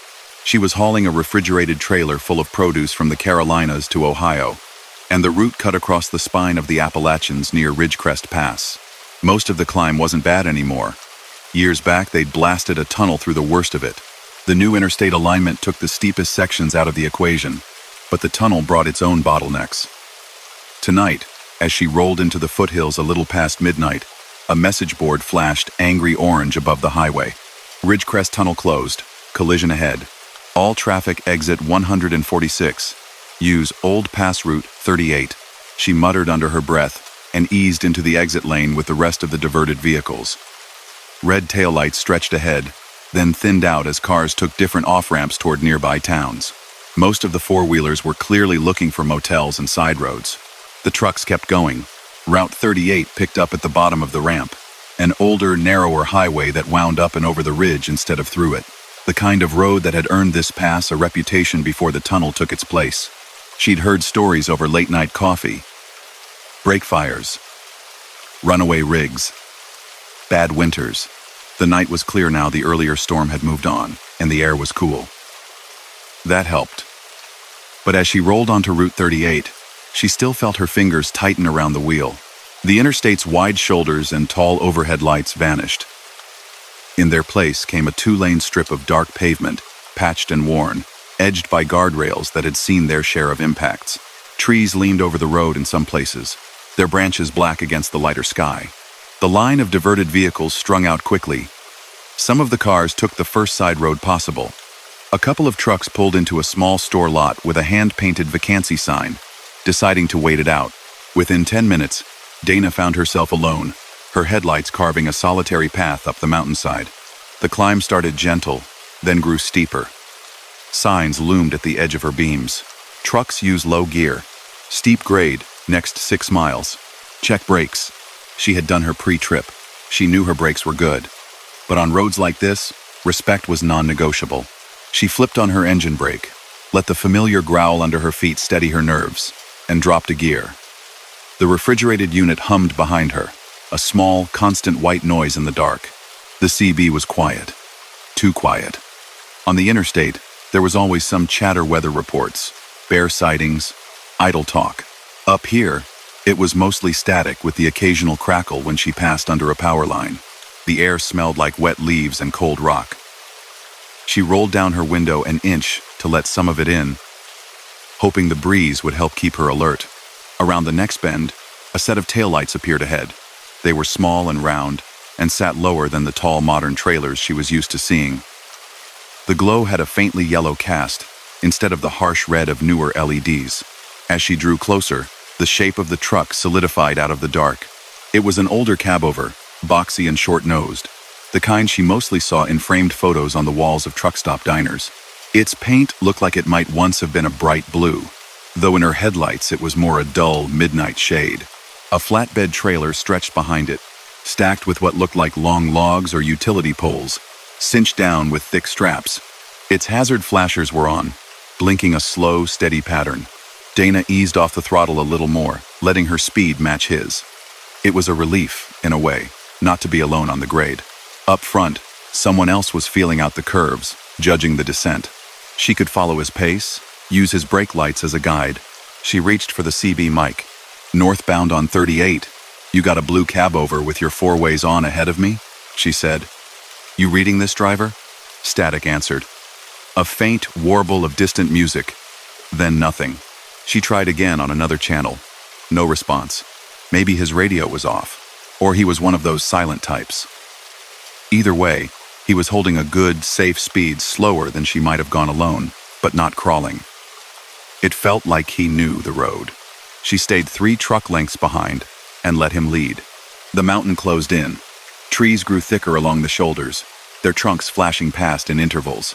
The guardrail on her right stood between the road and a slope that fell away into darkness, the sense of empty space beyond it tangible even though she couldn't see the bottom. A small white cross appeared at the edge of her beams, then another a mile later, simple roadside memorials. She'd seen them before, of course, but on a pass like this they took on extra weight. The taillights ahead dipped and rose with the contours of the grade, always at the same steady distance. When the road curved left, she caught a brief glimpse of the cab in profile, a square windshield, twin chrome stacks, no logo on the door, no company markings, just a dark anonymous shape. She tried the CB one more time. "Blue cab over ahead of me, you got a copy? Just wanted to say thanks for setting a good pace up here." More static. For a second, she thought she heard a man's voice threaded through it, low and distant. But the words were impossible to make out. Then it faded. "Suit yourself," she muttered, returning the mic to its clip.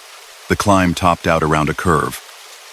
For a few seconds, the trees thinned, and she caught a glimpse of the sky, sprinkled with stars.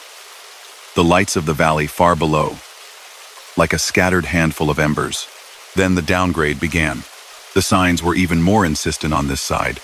Steep downgrade next 8 miles. Trucks stay in low gear. Runaway truck ramp 3 miles. She dialed back another gear and felt the engine brake grab.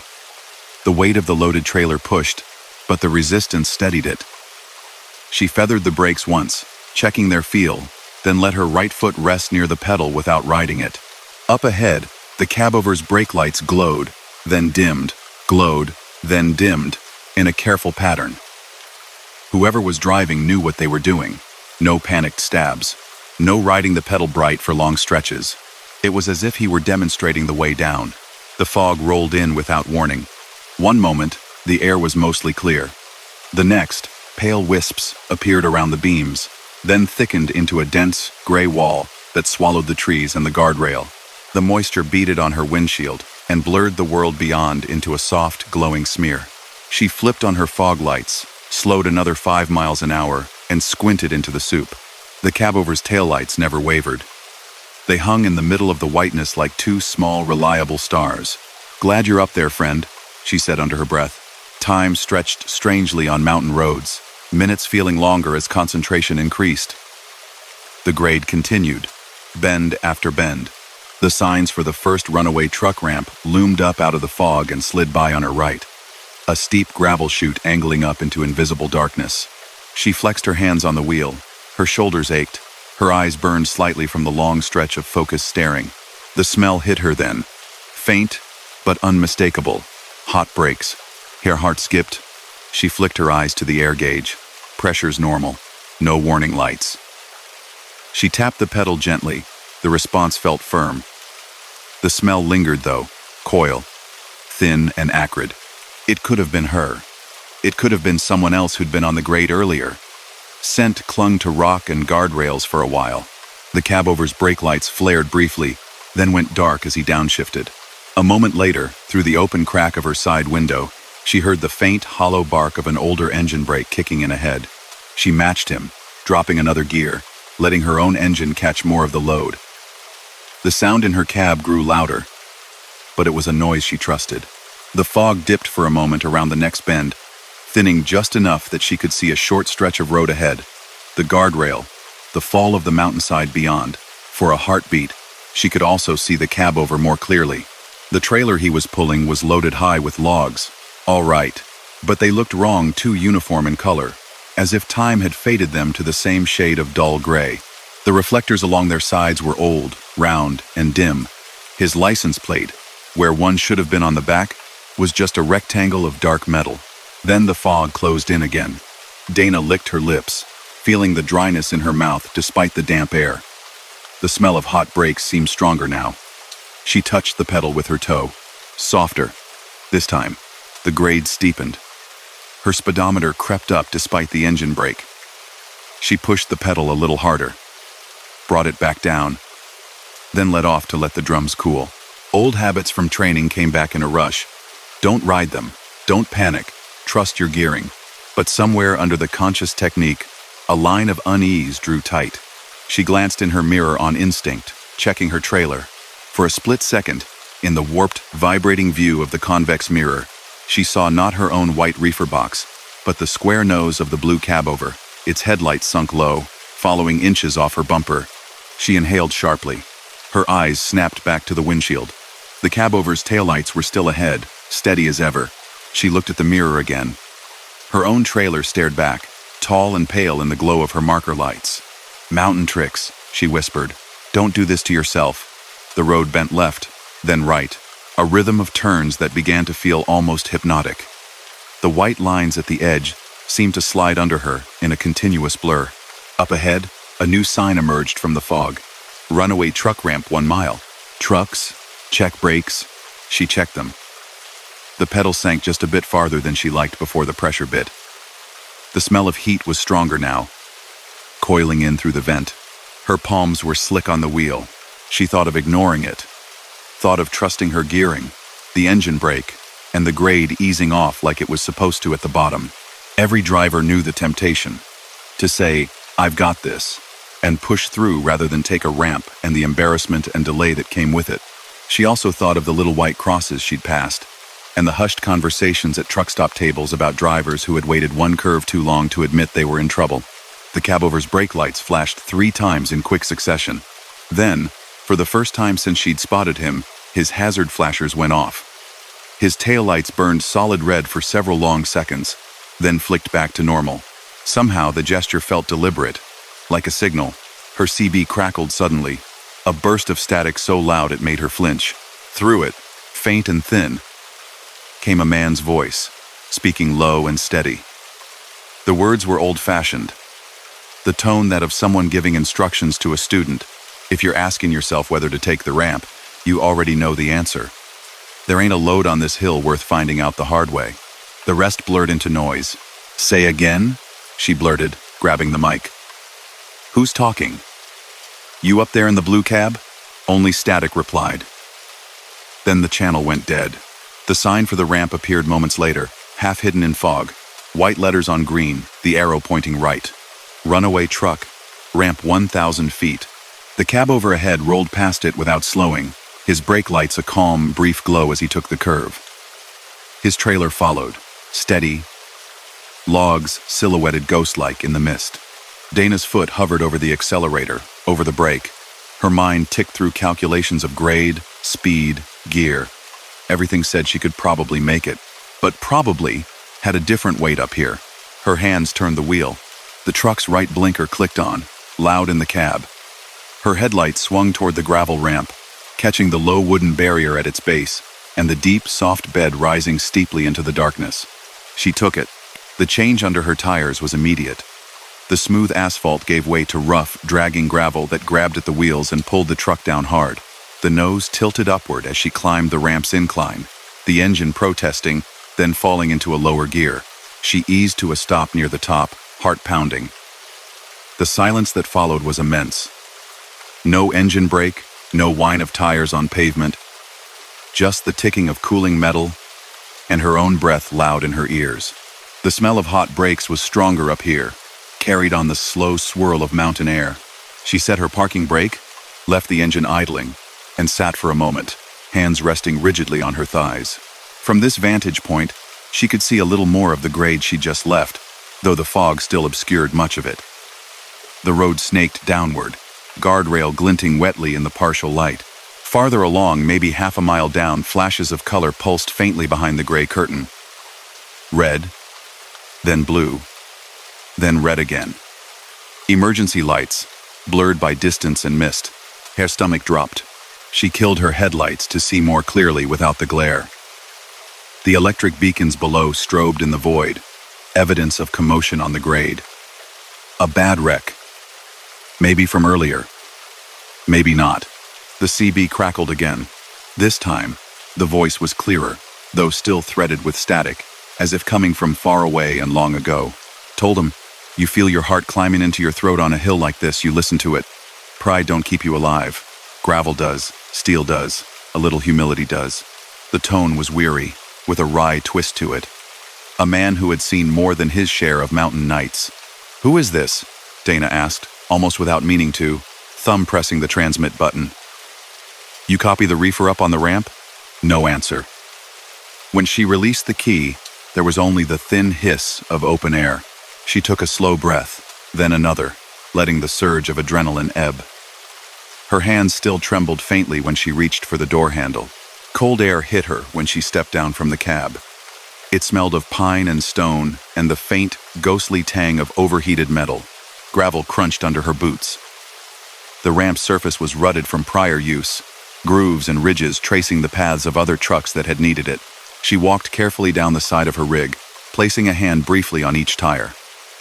Warm, as expected after a long, brake-heavy descent, but not burning. No smoke, no glowing drums. Her equipment had held, she'd erred on the side of caution before actual failure. A wave of relief washed through her, quickly followed by a curious shame, as if she had inconvenienced someone by choosing safety. She shook that off. Down on the main grade, the emergency lights flashed on. She could make out the shapes of vehicles now. A couple of smaller trucks, a car, what looked like a larger box truck angled oddly near the guardrail. Figures moved around them, headlamps bobbing. She was glad in that moment to be up here and not down there. After 10 minutes, a pair of headlights swung into view at the base of the ramp. A highway patrol SUV eased onto the gravel, climbing slowly toward her with its own hazard flashers on. The officer who climbed out was wrapped in a reflective jacket, his breath visible in the chill air. He walked up alongside her cab, gave her a quick, assessing look. "You all right, ma'am?" he asked. "Brakes give you trouble?" "Didn't want them to," she replied. Figured better safe than sorry. His gaze went to her wheels, then up to the trailer, then back. "Smart," he said simply. "You'd be surprised how many don't make that call in time." He glanced down the slope, where the chaos below continued in muffled choreography. "Got a bad pile up there," he went on. "Somebody lost their brakes or wasn't paying attention. Hit the car in front of them. You'd have come right up on the back of that mess." A chill ran through her, starting at the base of her neck and sliding down her spine. "Anyone else up there?" she asked, gesturing vaguely up the grade. "There was a truck ahead of me. Old cab over, blue, hauling logs. I was following his pace." The officer's brows drew together. "Not tonight," he said. "You were the last one through we saw on the cameras before the wreck blocked things up. We shut the entry down not long after you turned up this way." He nodded at the ramp. "You sure you weren't alone?" She hesitated, suddenly unsure how to explain. "I saw him clear as day. He was right in front of me most of the way down." "Well, if he was, he either ducked off on a side road before our closure, or he's invisible to our sensors," the officer said, half joking. We've only got record of you." He turned toward the scarred guardrail at the base of the ramp. "You can wait up here as long as you need," he added. "Once we get this scene down there stabilized, we'll have a tow come pull you back onto the main line." She nodded, thanked him, and climbed back into her cab, the warmth of the interior wrapping around her like a blanket. While she waited, she found herself thinking of the cabover's taillights. The precise, patient way they'd guided the descent, the flicker of hazard lights before the ramp, the phantom voice on the CB, dispensing old-school wisdom about gravel and pride. Later that morning, hours and miles away, she stopped at a larger service plaza on the far side of the mountains. The sun was up by then, painting the peaks in gold and turning the ordeal of the night into something that almost felt like a story someone else had told her. In the building's lobby, a glass display case against one wall caught her eye. Inside, among antique fuel nozzles and faded license plates, stood a framed newspaper clipping. "Local driver remembered as hero," the headline read. The black and white photo beneath showed a much younger man in a plaid shirt and trucker cap, leaning against the front of a cabover truck. The rig was unmistakable, short-nosed, with a wide chrome grille and faded paint that had once been bright. The photograph, though old, picked up just enough tone to suggest it might have been blue.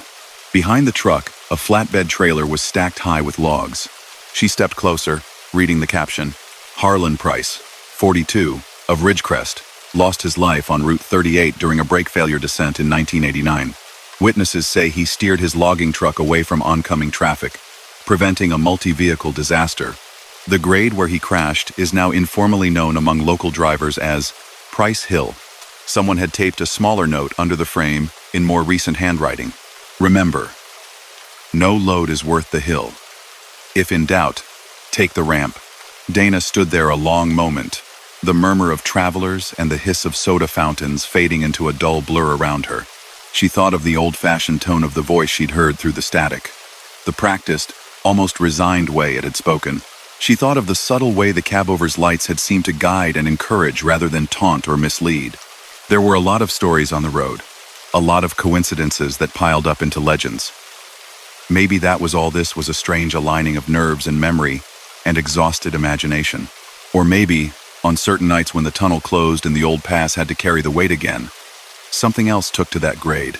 Something that had gone down it the hard way once and now made it its business to watch others make the choice it hadn't had the chance to. Back in her truck, heading out across gentler hills and wider roads, Dana found herself glancing at every warning sign a little more carefully. Whenever she saw the words "trucks check brakes on a downgrade" or the gravel ramp rising away from the asphalt, she felt a small, invisible presence looking over her shoulder, waiting to see what she'd do. She listened, and on more than one long night, halfway down some distant mountain where fog clung and the world felt very far away, she thought she saw, just for a brief moment, a pair of old-fashioned taillights glowing steadily through the mist ahead, pacing her until the road leveled out and the danger had passed. Whether it was memory, imagination, or something older riding the grades, she couldn't say. But she never argued with a hill again. Story number 5. Rosa liked big yards. Most drivers complained about sprawling distribution centers, the endless rows of trailers, the confusing dock numbers, the long waits while a warehouse ticked through its own slow rhythm. But to her, they felt familiar. Before she'd ever climbed into a cab, she'd spent 6 years driving a forklift in a regional warehouse, working the graveyard shift under buzzing lights, loading and unloading trucks whose drivers she never saw. Then one day she'd watched a long white tractor trailer pull away, taillights shrinking into the dark, and thought, "I want to see where they go." 5 years and a few 100,000 miles later, she knew. Tonight, though, the familiarity took on a strange edge. Her GPS showed only fields around her, a vague square labeled Fernhill Distribution Complex out beyond the edges of town. The route wound through a patchwork of industrial roads and finally up to a security gate standing alone in the middle of open ground. The night was overcast and still. A light drizzle had turned the pavement slick, reflecting the guard shack's yellow light in broken streaks. It was 2:48 a.m. by the clock on her dash when she eased out of gear, letting the rig roll the last few feet to the stop line. The shack door opened. A man in a reflective vest stepped out, hunched slightly against the damp. He looked like he'd been poured into his uniform a long time ago, soft at the edges, graying hair flattened under a ball cap with the company logo. He studied her truck number, then walked up to her window with a clipboard already in hand. "You the refrigerated out of Raleigh?" he asked, voice rough with too much coffee and not enough sleep. "Yes, sir," Rosa said, passing her paperwork down. "Apt at 3:20. He flicked on a small flashlight, scanned the bill of lading without really blinking, and gave a small, absent-minded nod. "You'll be alive unload," he said. "They've been screaming for produce all night. Follow the lane around back to the south docks." He scribbled something on her copy, then hesitated just a second too long before tapping the spot with his pen. "Door 27, he added. "Back it in, set your brakes, and stay put till you get the green. Don't pull on a yellow. Don't open the doors again until they knock or you see daylight. That's policy." Rosa glanced down at the scrawled number. The way he'd said it, door 27 carried a faint, distracted weight, like he was thinking about something else while his mouth moved. "Got it," she said. "How's the yard back there? Tight?" "Plenty of room," he replied automatically. He stepped back and hit the button to raise the gate. "Watch your mirrors. Lot of trailers in storage tonight." She eased through, rolling slow until she cleared the curve of the building. The yard opened up in front of her like an empty parking lot after closing time, only scaled up to industrial dimensions. Long rows of trailers sat backed into a concrete wall of dock doors, most of them dark. Sodium vapor lamps on tall poles cast everything in a flat, yellowish pallor. The rain made the ground shine. Dock numbers marched along the building's face: 72, 70, 68, counting downward in big black digits on white plates. A handful of doors had trucks in them, marker lights glowing red and amber. Their dock lights shone green or red depending on whether someone inside was working the trailer. Her trailer hummed quietly behind her, the refrigerated unit keeping the produce at its carefully monitored temperature. It was one of the few sounds in the open yard, aside from the distant, stuttering beep of a forklift backup alarm somewhere inside. She followed the painted lane, working her way along the wall. The numbers dropped: 60, 1, 50, 9, 50, 7. Most of the lower numbered doors looked unused, overhead lights off, dock plates hanging quiet. Pallets and old shrink wrap leaned along the wall where nobody would trip over them. Then she saw it. Arshitsi. The number was there, black on white like the others. The door itself was closed, metal slats pulled down tight. A single floodlight jutted from the wall above it. Its glass dimpled and yellowed with age. It flickered once as her headlights touched it, then steadied. On either side, doors 25 and 29 were empty too. Their concrete thresholds stained darker than the surrounding wall, as if they'd seen more water or more time. Rosa slowed, eyeing the space. The yard in front of 27 was clear, with no obstacles. She swung wide, lined up, and backed the trailer in on instinct and practice, counting the seconds between each adjustment with the feel of the wheel in her hands and the slow roll in her shoulders. When the bumpers kissed the rubber seals, the truck jolted gently. The floodlight overhead flickered again, then glowed brighter. The little signal box beside the door flipped from green to solid red, indicating the dock lock had clamped onto her ICC bar. She set her brakes, dropped it into neutral, and checked the clock. 2:58 a.m. Plenty of time to spare. As always, she ran through the mental checklist her old warehouse supervisor had drilled into her. Brakes set, wheels chalked, doors open, lines unhooked. In this case, she'd opened the trailer doors in the lot before backing in. The guard had watched her do it. She didn't like opening on the ramp if she could help it. Years on a forklift had taught her too much about pallets shifting and boxes stacked wrong. She killed her headlights, leaving only the soft blue-green glow of the dash and the faint wash of the yard lights bleeding in through the side windows. The world shrank to the cab. She pulled the curtain halfway, leaving a crack where she could still see the red glow of the dock light. The reefer unit hummed steadily, a familiar white noise. Her phone buzzed once as it lost, and regained a hint of signal, then settled on one useless bar. Inside the trailer, unseen, she imagined forklifts and pallet jacks, shrink wrap crackling, boxes shifting to new places. She pictured it the way she always did, from the perspective of someone moving along the dim, refrigerated aisle between pallets, careful not to clip the walls. But no sound reached her. No clunk of a dock plate dropping into place. No whine of a forklift motor. Just the rain outside pattering softly on the roof, and the distant, steady hum of other refrigeration units further down the line. Maybe they're not in a rush after all, she murmured. She checked her dispatch app, still showed an appointment in progress. No messages. She settled back in the driver's seat, reclined a notch, and closed her eyes. She'd intended to grab a short nap while they worked. She knew from experience that once the loading started, the jolts and thumps would keep her from really drifting deep. But for now, the stillness was almost soothing. Her head lolled. The hum of the reefer blended with the faint hiss of rain. Somewhere, a metal door slammed. Footsteps rang distantly along concrete. She dozed. A sharp knock jolted her awake. It sounded like someone hitting the side of the cab once with the flat of a hand. Not aggressive, just firm. Her eyes snapped open to darkness. For a heartbeat, she had no idea where she was. Then the glow of the dash, the curve of the steering wheel, the thin slice of yard light through the curtain crack, pulled everything back into place. Knock. Two more, slightly lighter, as if whoever was outside had repositioned. Rosa cleared her throat and pushed the curtain aside a few inches. The yard stretched away, pale under the lamps, row upon row of parked trailers, their sides glowing faintly. Beyond their silhouettes, nothing but open land and the suggestion of low trees at the edge of the property. Nobody stood by her truck. She leaned over to peer down through the side window, half expecting to see a warehouse worker in a high-vis vest looking up. Nothing. The red dock light shone steadily beside her trailer. No shadow moved in that part of the wall. She checked the time, 3:21 a.m. Her appointment window had technically started a minute ago. Maybe they're telling me they're hooking up, she muttered, though she knew that usually came with a knock on the trailer itself, not the cab. Still, the small adrenaline spike from being startled didn't fade. She sat up straighter, flipped on the dome light long enough to grab her reflective vest from the hook, then turned it off again. She didn't really want to step out into the rain, but curiosity nagged. Another knock came, this time lighter.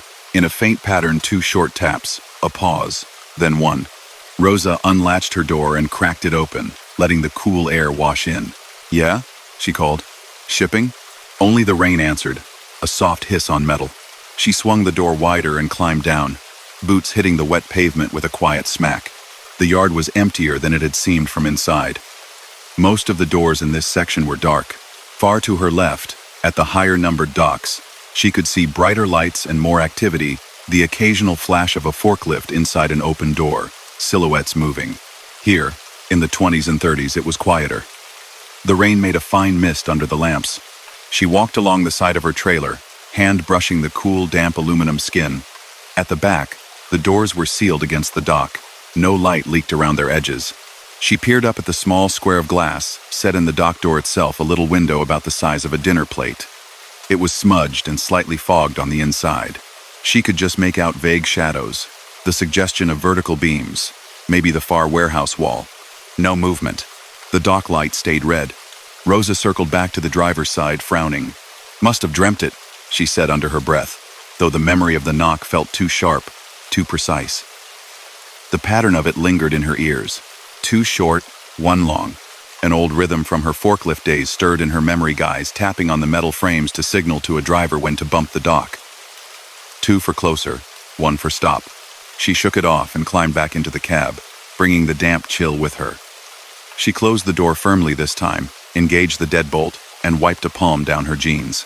Outside, somewhere further along the building, a forklift beeped in reverse, faded, and stopped.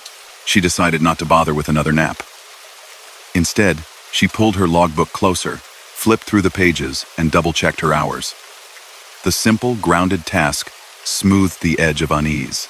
After a while, she glanced at the clock. 3:58 a.m., half an hour, and still no sign of loading. She picked up her phone.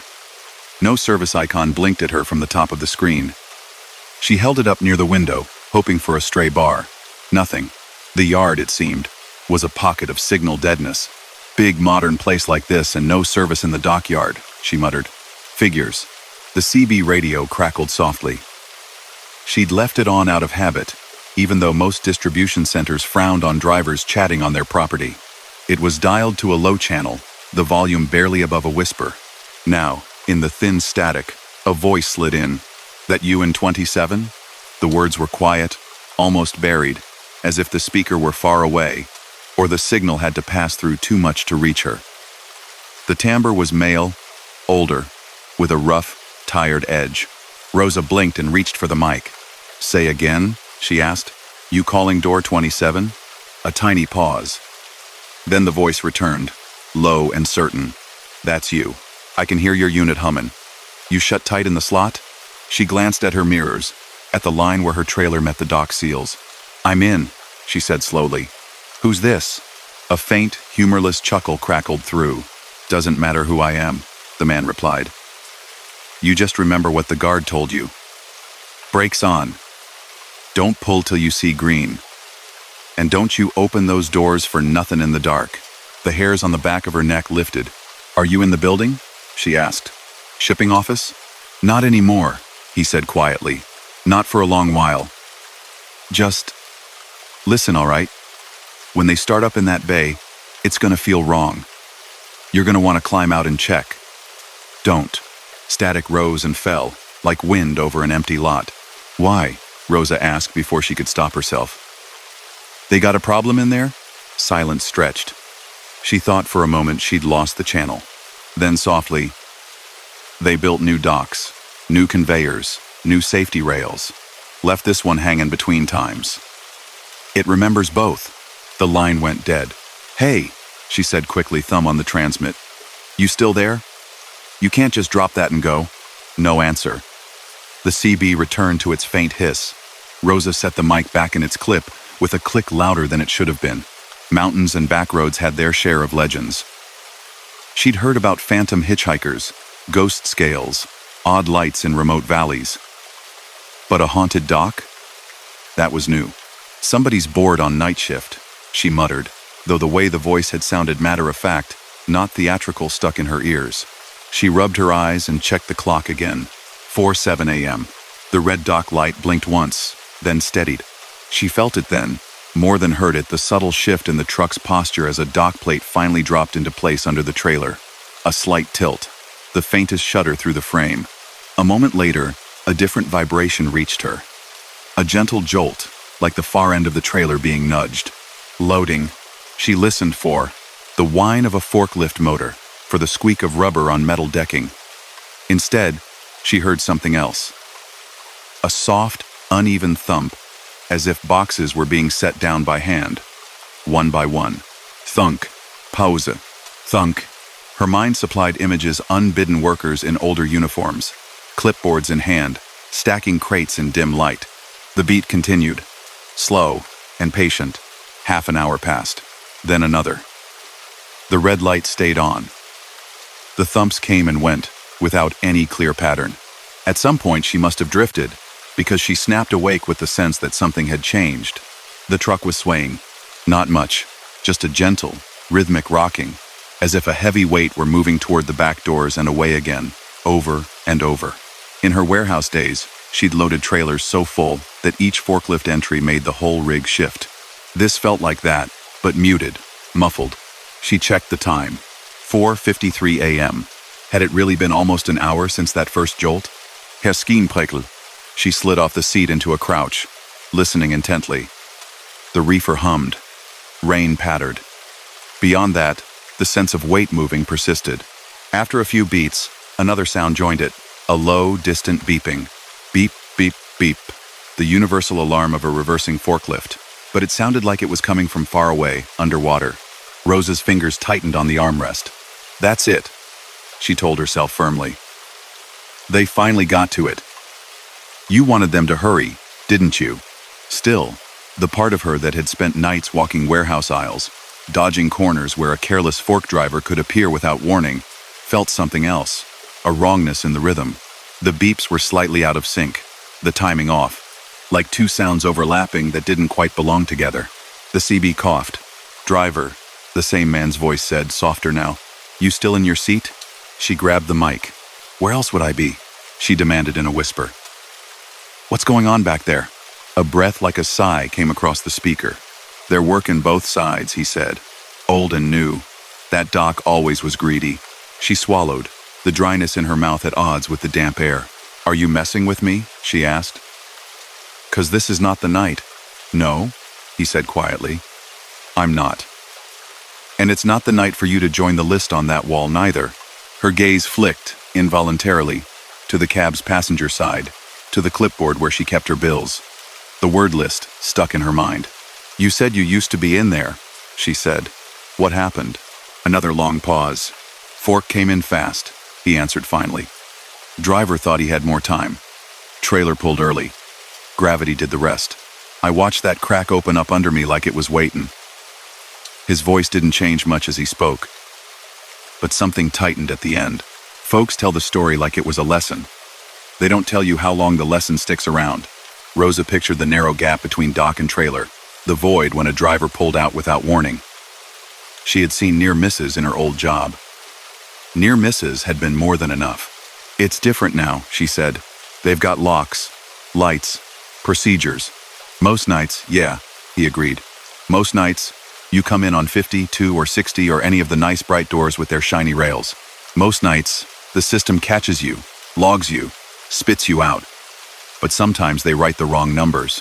Sometimes somebody's tired. Sometimes they send you where the system can't quite see." The truck rocked again, a little harder this time. A soft impact shuddered through the frame, like a heavy pallet sliding the last few inches into place. The CB popped. For a second, she thought she heard other noises bleeding through echoes of voices, the squeak of wheels, old-fashioned radios crackling overhead. "You feel that?" the man asked. "How could I not?" she said. "Feels like a full load, doesn't it?" She glanced at her dash, at the air suspension gauge. The needle had crept up. Not drastically, but enough that the trailer now carried more weight than when she'd backed in. Her paperwork had listed a partial load. The rest of her trailer space had been empty by design. "They're not supposed to put more on me," she said slowly. "That's not my freight." "They don't know that in there," he replied. "They just see space." Rosa shifted in her seat, heart beating a little too fast. "I can't sit here all night," she said. "I've got hours to make." "You can sit still till morning," he countered gently. "You do that, you roll out with the sun, they'll swear nobody touched your trailer. Because as far as their cameras and scanners know, nobody did." "What if I don't?" she asked quietly, though the answer trembled at the edge of her mind. "Then you climb down in the rain," he said. "You walk along that wall, you peek in that little window again and tell yourself you're not seeing what you're seeing. You go bang on the shipping office door that's locked from the wrong side. And sooner or later, somebody inside hears you that isn't supposed to." The reefer hummed on. She stared at the crack in the curtain, at the red light outside, unwavering. Her fingers tightened around the mic until her knuckles ached. "How do I know you're not?" She groped for the word. "Part of whatever this is?" Another chuckle, this one dry as paper. "If I was," he said, "I'd be telling you to open your doors, to check your load, to let us fix the mistake. I'd be banging on your frame till you stepped into the gap. I'm not doing that, am I?" The truck swayed once more.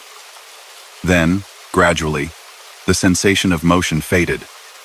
The beeps in the distance thinned and stopped.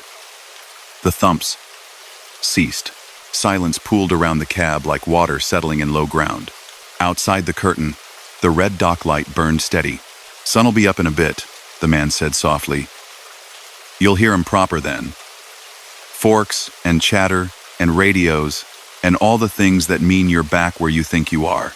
"And you?" she asked. "I'll be around," he answered. "Here and other places they built over old hurts. That's the way of it, I guess. You move steel and freight long enough, you leave echoes." The CB hissed gently as his words faded. Then, somewhere in the soft wash of static, his voice came one last time, so faint, she almost missed it. "Remember, Rosa, 27 loves a driver who thinks they're the exception. Her name." She hadn't given it. The channel went dead. She sat, listening to her own breathing, until the gray at the edges of the curtain brightened almost imperceptibly. 5:42 a.m. The rain had eased. A thin light seeped into the sky, turning the yard from black to blue. Voices drifted from somewhere real this time, shouting back and forth, the rattle and clang of roll-up doors. Forklifts beeped and whined with familiar tone and timing. The red dock light flipped to yellow. After a few seconds, it snapped to green. A sharp knock rattled her cab door. Rosa jumped, then exhaled, forcing her hand away from the mic. She pushed the curtain aside. A young man in a reflective vest stood on the steps, clipboard in hand, steam from his breath hanging in the chill air. He looked freshly awake. the kind of tired that came at the start of a long shift, rather than the end of one. "You're good to go, driver," he called up. "All unloaded." "Sorry if we kept you." Night crews backed up. "Night crew," she repeated under her breath. She checked the mirror. The dock light was green. The gap at the sides of her trailer showed no obvious strain. The air gauge still read heavier than she expected. She opened the door a crack. "You take more than what was on the bill?" she asked. "My weight's higher." He frowned down at his clipboard. "Your bowl matches what came off," he said. 11 pallets inbound. That's all we show. You were pretty light." Rosa stared at him a second longer than was comfortable. "You sure?" she pressed. He shrugged helplessly. "I just count what's on the floor," he said. "If the scanner's happy, I'm happy. You can grab your signed copy at the outbound office when you pull around." He trotted off toward the next truck, already shouting something about chocks and locks. Rosa sat very still. Finally, she released her brakes. The air hissed out. She inched the rig forward, feeling the slight resistance as the dock lock let go. The truck's nose dipped as it rolled off the plate and onto open pavement. She pulled clear, then stopped in the lane. In her mirror, door 27 looked utterly ordinary. The overhead light had gone back to a soft, steady glow. The signal box shone green. No movement showed in the small dock window. She considered for one irrational second, climbing down and looking inside, just to prove to herself that it was a normal bay with normal walls, and a normal forklift parked neatly to one side. Instead, she put the truck in gear and eased away. She followed the signs around the building to the outbound office, collected her paperwork from a bored clerk who barely glanced at her, and headed back toward the security gate. The guard on duty as she rolled up looked younger than the one who'd checked her in. His vest was newer, his beard barely more than stubble. He leaned out of the shack window, hand extended for her exit ticket. She passed it down, watching his eyes flick over the dock number. 27, he said, absently. "Huh." He hesitated, then glanced up at her. "They really put you on that door, huh?" he asked. "That's what it says," she replied carefully. "Why?" He shifted, apparently debating with himself. "Old-timers don't like that bay," he said finally. "Say it's bad luck. We're supposed to keep it for drop. And hooks, dead storage, that kind of thing. Live unloads go on the 50s and up." He scratched his cheek. "Don't know who assigned you there. Computer must have hiccuped." "There's nothing wrong with it?" Rosa asked. "Structurally?" He shrugged. "Inspection says it's fine," he said. "Still, guy I replaced? He used to say if you listened close at night, you could hear 2 sets of forklifts in that wing. One where they are, one where they were. If that makes any sense." It did. Too much. She forced a small smile. "Well, they got me unloaded," she said. "So I guess I got lucky." "Guess so," he replied. "You be safe out there." She pulled through the gate and out onto the access road. The main highway loomed ahead, lanes opening like a promise. At the on-ramp, she paused just long enough to glance in her side mirror, back toward the vast, low shape of the warehouse squatting against the morning sky. From this distance, the building's dock numbers were too small to read. The long wall looked uniform, punctuated by regular doors and lights. Nothing distinguished one bay from another. Still, as the first rim of the sun pushed above the horizon, she could have sworn that, just for a heartbeat, one light among the row burned a little brighter. A single, solitary point of white, flaring and fading like a blink. Her CB remained quiet. The reefer unit ticked to a stop as the last of the cold air cycled through the now empty trailer. She merged onto the highway, joining the early morning flow of cars and trucks already chasing their own schedules. Hours later, at a truck stop 100 miles away, over a plate of eggs and coffee that tasted like they always did, she unfolded her copy of the signed bill of lading. The ink was fresh. The stamp read, "Fern Hill Distribution, received 354. The signature belonged to someone named Hollis in neat block letters. At the bottom corner, in faint, almost ghostly print where the form duplicated old templates, she noticed something she hadn't before. A shaded box listing the dock's designation. Dock 27, Legacy Bay No Live Loads, Policy. Someone had underlined no live loads in blue pen and scribbled a question mark beside it, as if even they weren't quite sure why the rule existed anymore. Rosa traced the line once with her thumb, then folded the paper and slipped it back into her folder. The road outside the diner windows glittered in the Sunday trucks came and went, their trailers full of things people would never see being moved. On some nights, in some places, those things were the only cargo. On others, there were echoes riding along with them. Old instructions. Old routines that hadn't quite realized time had moved on. After Fern Hill, whenever dispatch sent Rosa to a warehouse with a dock list, she checked the numbers twice. If anyone ever tried to put her on a bay that carried a note she didn't fully understand, she asked questions. If a security guard hesitated even a fraction when he said a dock assignment, she listened to that too. And on the nights, she found herself backed into a door in a quiet corner of a big humming building, the only light a single red lamp by her trailer. She kept her brakes set and her doors shut until she could see the day on the concrete outside, just in case someplace, still caught between then and now, was listening for the sound of a driver climbing down into the gap.